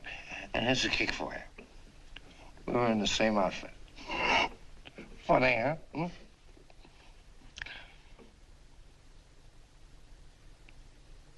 He was killed, John.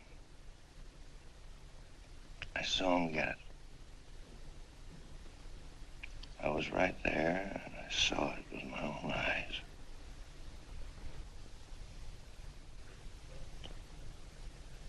Me, I came out without a scratch. That is, excepting my ulcers.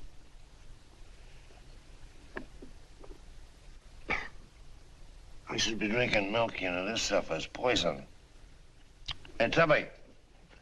Yes, Mr. Connell? What do you say, huh? All right.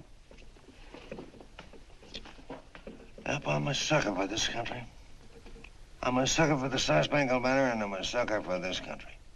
I like what we got here. I like it. A guy can say what he wants and do what he wants without having a bayonet shoved through his belly. And that's all right, isn't it? You betcha. Yeah. Well, we don't want anybody coming around changing it, do we? No, sir. No, sir. And when they do, I get mad. I get boiling mad. And right now, John, I'm sizzling.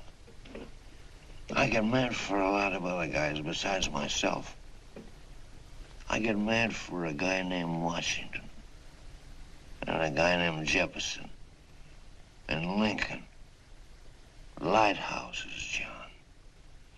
Lighthouses in a foggy world. You know what I mean? Yeah, you bet. Listen, pal. This fifth column stuff is pretty rotten, isn't it? Yeah, it certainly is. And you'd feel like an awful sucker if you found yourself marching right in the middle of it, wouldn't you? You. Of course, you wouldn't know it because you're gentle. But that's what you're doing. You're mixed up with a skunk, my boy. A no-good, dangerous skunk. Say, you're not talking about Mr. Norton, are you? I'm not talking about his grandfather's pet poodle. You must be wrong, Mr. Cannell. Because he's been marvelous about the John Doe clubs. Yeah? Say, you're sold on this John Doe idea, aren't you? Sure. Sure. I don't blame you. So am I. It's a beautiful miracle. A miracle that can only happen right here in the good old USA. And I think it's terrific. What do you think of that? Me, hard-boiled Cannell, and I think it's plenty terrific. All right. Now, supposing a certain unmentionable worm whose initials are DB was trying to use that to shove his way into the White House so he could put the screws on, so he could turn out the lights in those lighthouses. What would you say about that, huh? Nobody's going to do that, Mr. Cannell. They can't use the John Doe clubs for politics. That's the main idea. Is that so? Then what's a big political boss like Hammett doing in town? And a labor leader like Bennett? And a lot of other big shots are up at DB's house right now. Wolves, John. Wolves. Waiting to cut up the John Does. Wait till you get a gander at the speech you're going to make tonight. You're all wet. Miss Mitchell writes those speeches. Nobody can make her write that kind of stuff. They can't, huh? Who do you think writes them? My Aunt Emma? I know she writes them. And gets a big bonus for doing them, too. A mink coat and a diamond bracelet. Don't write them. Why, that gold-grabbing dame would double-cross her own mother for a handful of Chinese yen. Shut up. If you weren't drunk, I'd... Hey, boss. Here's the speech, boss. Hey. Go on and read it, John, and then start sucking. Hey, wait a minute, Mr. Doe. Tubby? Yes, sir. Better bring me a glass of milk. I'm smoking too much. Yes, Charlie? Got everything all set? Fine. John Doe been taken care of? Good. How many people do you think will be there? 15,000? Oh, my, that's fine. Now, listen, Charlie. As soon as John Doe stops talking about me, I want you to start that demonstration. And make it a big one, you understand? Don't worry about that, DB. My boys are there. They'll take care of it. What? Yes, I'll be there 15 minutes after I get your call. Why, Mr. Doe. Where are they? In the dining room, sir.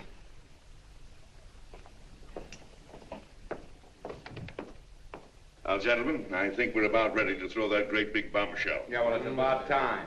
Even a conservative estimate shows that we can count on anywhere between 10 and 20 million John Doe votes. Now, add to that the labor vote that Mr. Bennett will throw in, and the votes controlled by Mr. Hammett and the rest of you gentlemen in your own territories, and nothing can stop us. As I said before, I'm with you, providing you can guarantee the John Doe vote. Don't worry about that.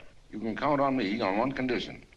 Little Bennett's got to be taken care of. Didn't I tell you that everybody in this room would be taken care of? My agreement with you gentlemen stands. I'm with you, DB, but I still think it's a very daring thing we're attempting. These are daring times, Mr. Barrington. We're coming to a new order of things. There's too much talk been going on in this country. Too many concessions have been made. What the American people need is an iron hand. You're right. That's true. You're quite right, D.B. Discipline. Right. And now, may I offer a little toast to Miss Ann Mitchell, the brilliant and beautiful lady who is responsible for all this. Miss Mr. Norton, I'd like to talk to you alone for a minute. Oh, Miss Mitchell has something to say to us. That's fine.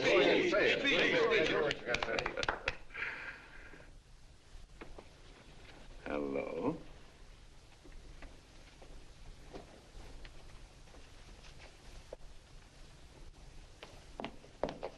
John, I'm so glad to see you. I was terribly worried. Did you write this? Yes, I did, John, but I had no idea what was going on. You didn't? No. That's a swell bracelet you're wearing. John, why aren't you at the convention?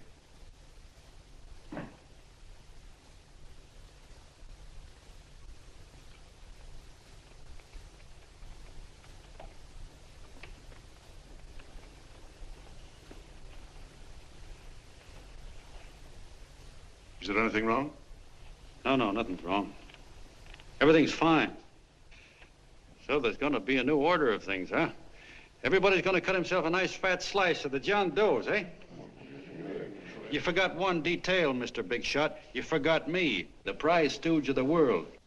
Why, if you or anybody else thinks he's going to use the John Doe clubs for his own rotten purpose, he's going to have to do it over my dead body. Oh, hold on a minute, young man. Hold on. That's rather big talk.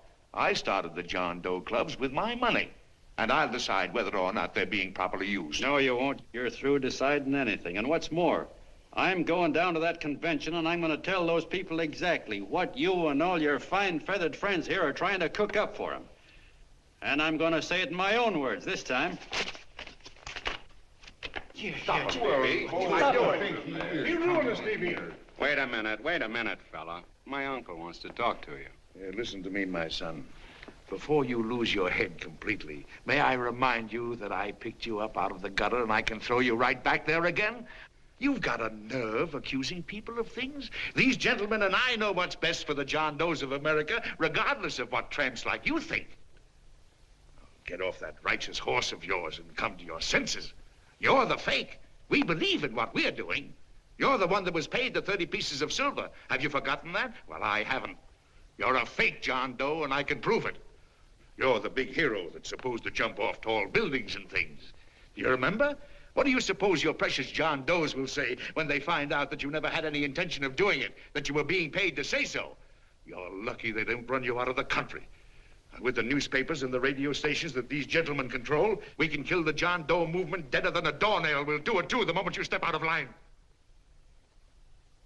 Now, if you still want to go to that convention and shoot your trap off, you go ahead and do it.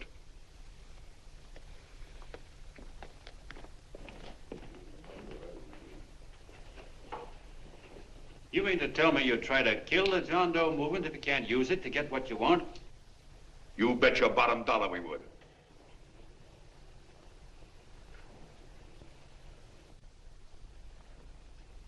Well, that certainly is a new low. I guess I've seen everything now. You sit there back of your big cigars and think of deliberately killing an idea that's made millions of people a little bit happier. An idea that's brought thousands of them here from all over the country, by bus and by freight and jalopies and on foot, so they could pass on to each other their own simple little experiences. Why, look, I'm just a mug and I know it, but I'm beginning to understand a lot of things. Why, your type's as old as history. If you can't lay your dirty fingers on a decent idea and twist it and squeeze it and stuff it into your own pocket, you slap it down. Like dogs, if you can't eat something, you bury it. Why, this is the one worthwhile thing that's come along. People are finally finding out that the guy next door isn't a bad egg. That's simple, isn't it? And yet a thing like that's got a chance of spreading till it touches every last doggone human being in the world, and you talk about killing it. Why, when this fire dies down, what's going to be left? More misery, more hunger, and more hate. And what's to prevent that from starting all over again? Nobody knows the answer to that one, and certainly not you with those slimy, bollocksed-up theories you got. The John Doe idea may be the answer, though. It may be the one thing capable of saving this cockeyed world. Yet you sit back there on your fat hulks and tell me you'll kill it if you can't use it. Well, you go ahead and try. You couldn't do it in a million years with all your radio stations and all your power. Because it's bigger than whether I'm a fake. It's bigger than your ambitions, and it's bigger than all the bracelets and fur coats in the world. You bet it is, John. And that's exactly what I'm going down there to tell those people. A minute, you ungrateful rat. My uncle's been too good. Getting away. Give me the bullet. John! I've always told you, D.B., you're playing with dynamite. Which way? All right, now, girl, get away. Before he gets through tonight, he'll ruin us all. Now, stop him cold. Don't worry, I've been ready for this. John! Oh, John, please listen to me. Please, I can explain everything, John. I didn't know what they were going to do. Let me go with you, John. John, please. Go ahead, driver. Ballpark. Explain it to you, John. Please let me go with you. Please. John! Mr. Martin wants to see you. Listen to me, Mayor Lovett. You do as I say. I want them both arrested. You tell the police department to pick up Cannell. I've got the girl here. I've got the bullet. I don't care what you charge him with. If you're worried, let him go in the morning, but keep him in jail overnight. Hello, Bulletin. Put that wire on.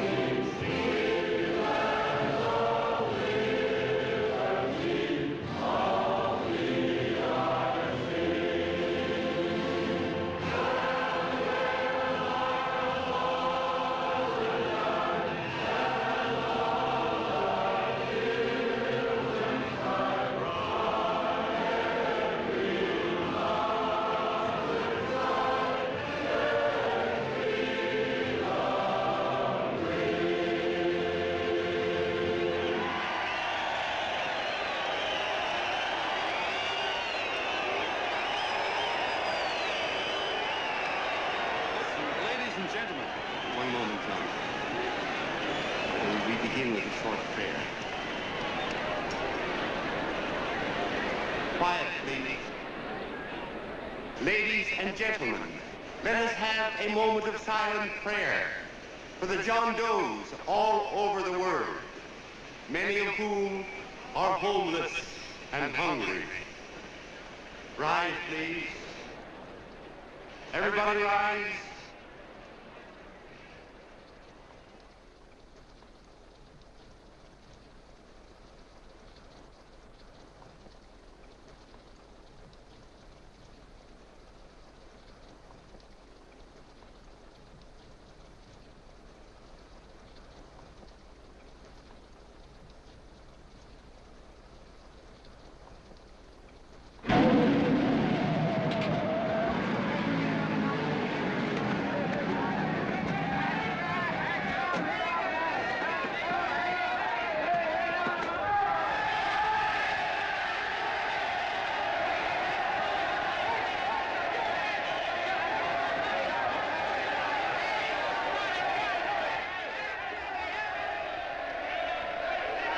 Newsboys.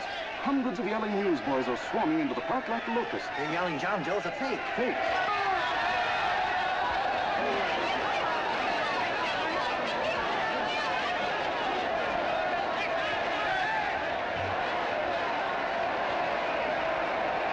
Federal investigation urged by Chamber of Commerce. How could he be a fake? It must be some kind of a gag. A what? A gag. A gag.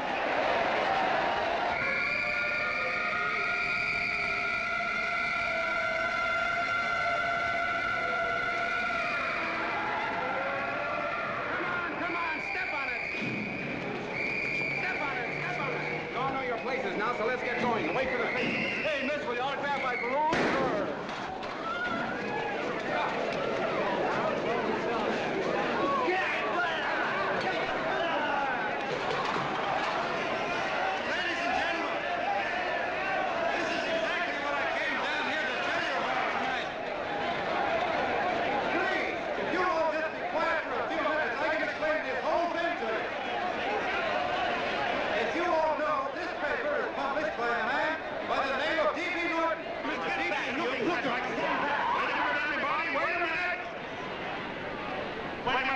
Gentlemen, my name is D.B. Norton. You all know me. I accuse this man of being a faker.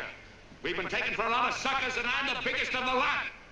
I spent a fortune backing this man in what I believe to be a sincere and worthy cause, just as you all did. And now I find out it's nothing but a cheap racket cooked up by him and two of my employees for the sole purpose of collecting dues from John Does all over the country. That's a lie. It's not a lie. Nickels and dimes to stuff into their own pockets. You can read all about it in the newspapers there. That's a lie. Listen, Don't believe what... This man had no intention of jumping off the top of a building. He was paid to say so. Do you deny that? That's got nothing to do with it. Were you paid for it or weren't you? Yes, I was paid, but there happened... And what about the suicide note? You didn't write that either. What difference Did you write it or didn't you? No, I didn't write it. Now, you bet your life you didn't. You look in your papers, ladies and gentlemen, and you'll find Miss Mitchell's signed confession that she was the one who wrote it. Listen, folks, it's a fact that I didn't write the letter. There, you see, he admits it. You're a fake, John Doe. For what you have done to all these good people, they ought to run you out of the country. And I hope they do it.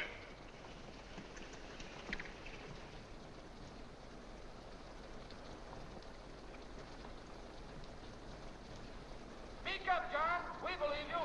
Please, listen, folks. Now that he's through shooting over his face, I've got a couple of things to tell you about... Come on, the rest of you get in here and riot. Break this crowd up. Come on. I'm sorry, folks, but we can't hear him anymore. Something's gone wrong with the loudspeakers. John Doe's a fake! Boo! They can't hear me. Boo! This thing's not working. Ladies and gentlemen.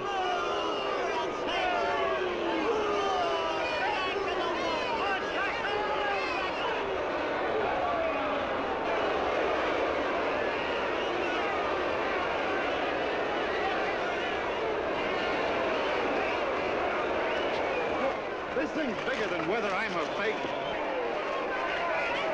Look, Kurt, you believe me, don't you? Sure, I believe you. Walking my legs off, digging up 5,000 signatures for a phony. Well, there you are, Mr. Doe. 5,000 names asking you not to jump off any roof. It makes no difference, Bert. The idea's still good. We don't have to give up our club. Yeah, well, you can have it. They're starting to throw things. Somebody's going to get hurt. I'm afraid it'll be John Doe. Listen to that mob. I've got to go to him. All right, lady. Hey, what's wrong? Oh, let me go. I want to go to him. Oh, please. Please let me go. They're crucifying him. I can help him. Sorry, sister. We got orders to hold... Orders from who? Can't you see it's a framer? And oh, Mother, they won't let me go. They won't let me go. Listen, folks. You gotta listen to me, everybody. Back to the jungle, you hobo! Just another racket! Stick to your clubs. We've been fed baloney so long, we're getting used to it.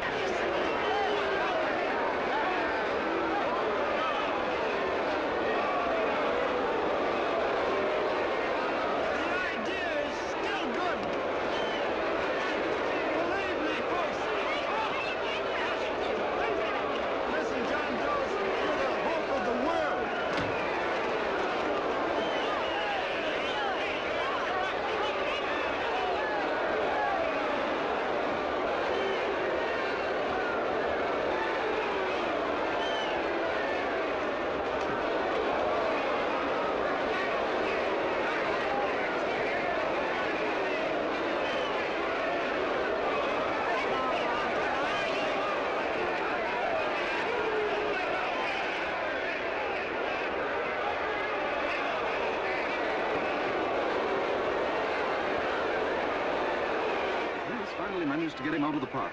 But if that boy isn't hurt, it'll be a miracle. Ladies and gentlemen, this certainly looks like the end of the John Doe movement. Well, boys, you can chalk up another one to the Pontius Pilates.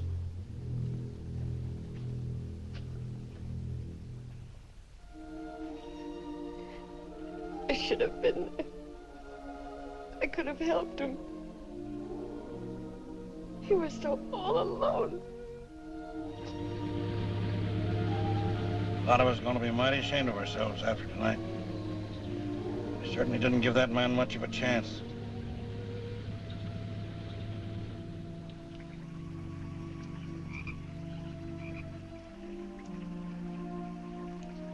Have some more coffee, Long John? No thanks, Carl.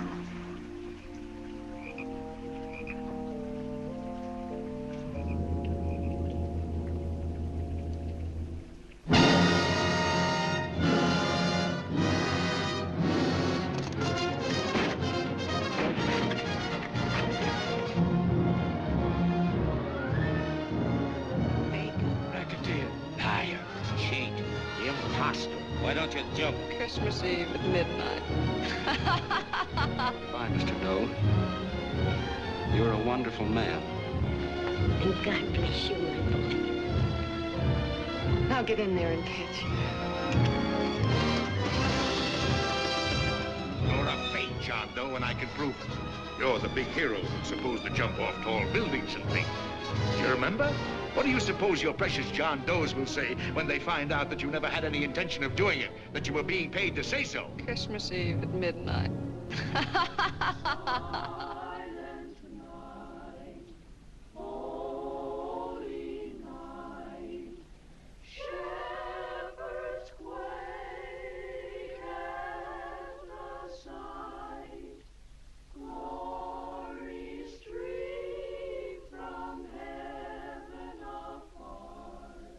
Merry Christmas, son.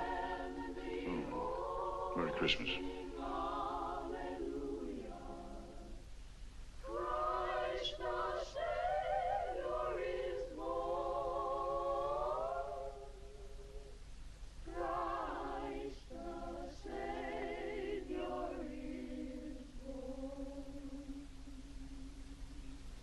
Thank you, sir.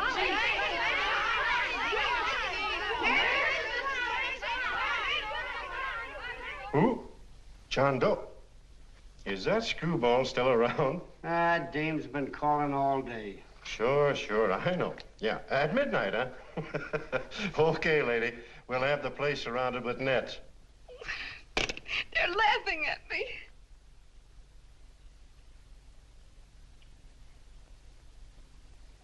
You're a sick girl, Anne. You better take it easy. Whom are you calling now? You called that number not 10 minutes ago. Hello, Mr. Cannell. Have you seen him yet? Have you... Now listen, Ann, he can't possibly get in without our seeing him. I'm watching the side door and the colonel's out front, so stop worrying. Oh. Thank you.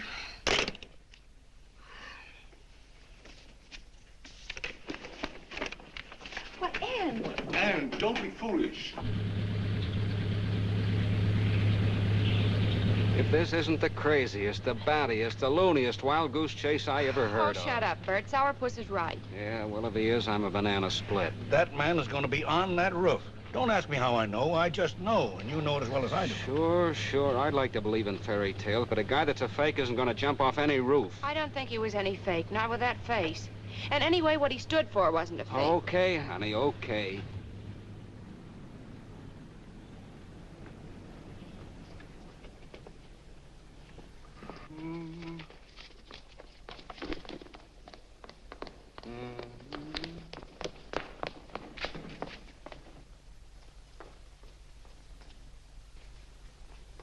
Elevators ain't running. Colonel, You shouldn't have got out of bed, miss. has he been here? No. Have you seen him? I ain't seen him for a week. Where's Cannell? He's watching the other door. Oh, gee, you're swell. Oh. No sense in going up there. I've been here for hours. He ain't here. Let me go, will you? Now, that's crazy. It's 14 floors.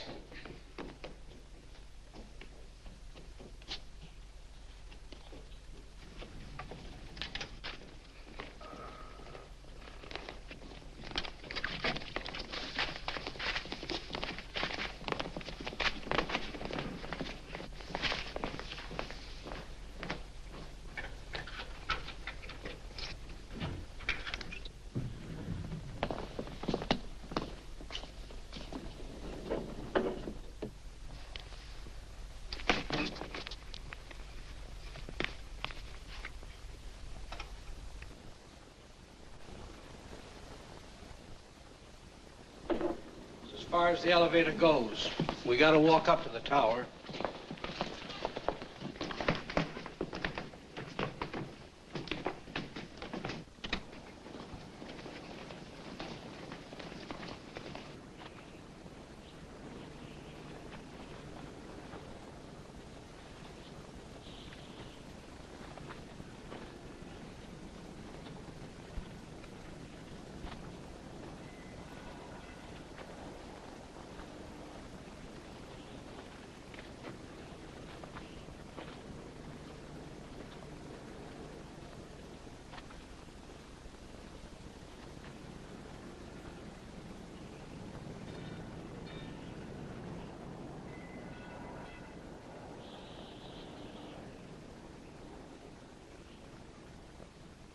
That tramp was probably full of Christmas cheer and asleep in some flop house.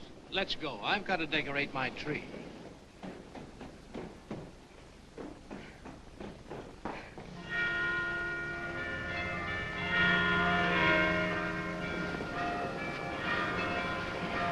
Well, I give up. I don't know what gave us the idea that we'd attempt anything like this. I guess you're right. I'm afraid the joke's on us. Let's go. I hope nobody finds out we've been here.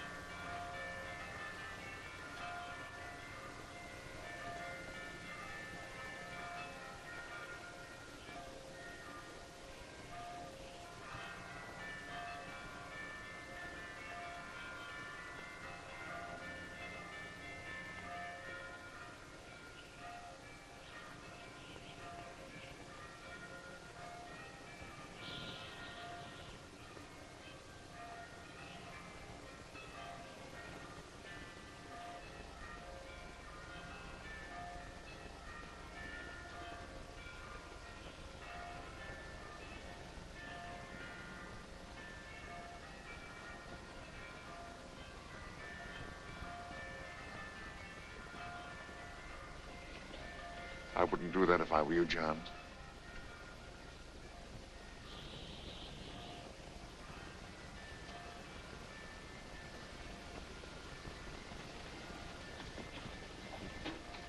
It'll do you no good. The mayor has policemen downstairs with instructions to remove all marks of identification you may have on your person. You'll be buried in Potter's Field and you will have accomplished nothing.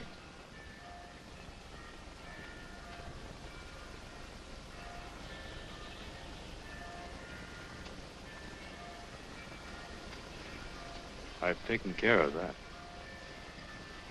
I've already mailed a copy of this letter to Mr. Cannell. John, why don't you forget this foolishness? Stop right where you are, Mr. Norton, if you don't want to go overboard with me.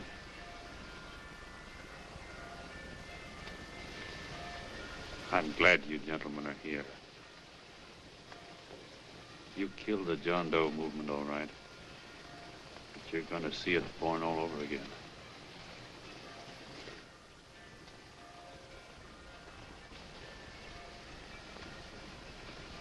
Now take a good look, Mr. Norton.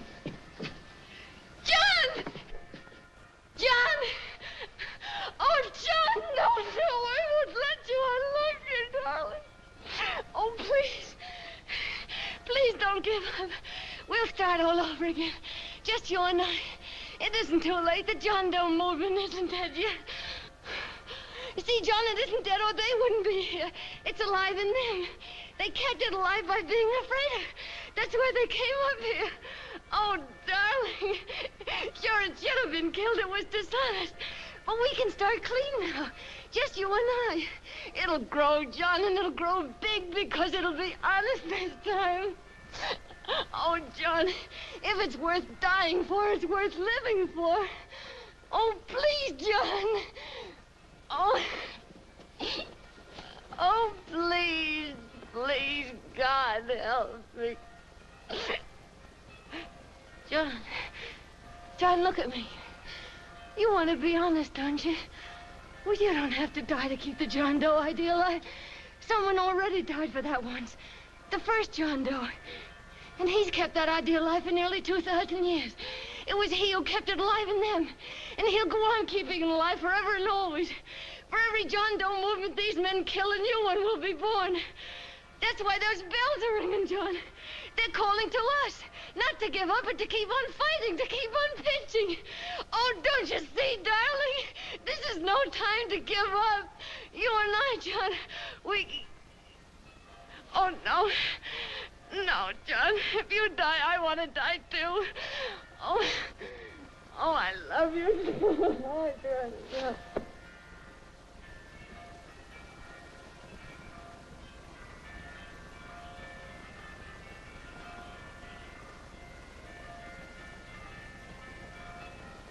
Mr. Doe, you don't have to.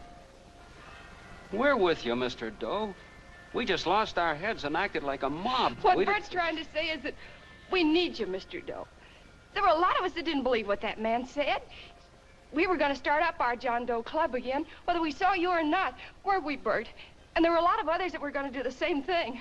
Well, Mr. Sarpus even got a letter from his cousin in Toledo. I got it right here, Mr. Doe. Only it'd be a lot easier with you. Please. Please come with us, Mr. Doe.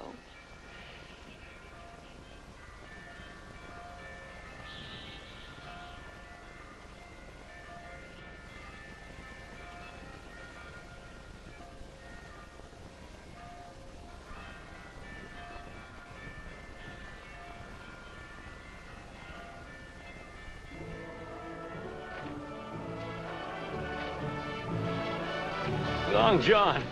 Mr. Doe. Here, we'll help you with it. She'll be all right. Mr. Doe, take her right down to the car. And right up. We got a car right down. They are, Norton, the people. Try and lick that.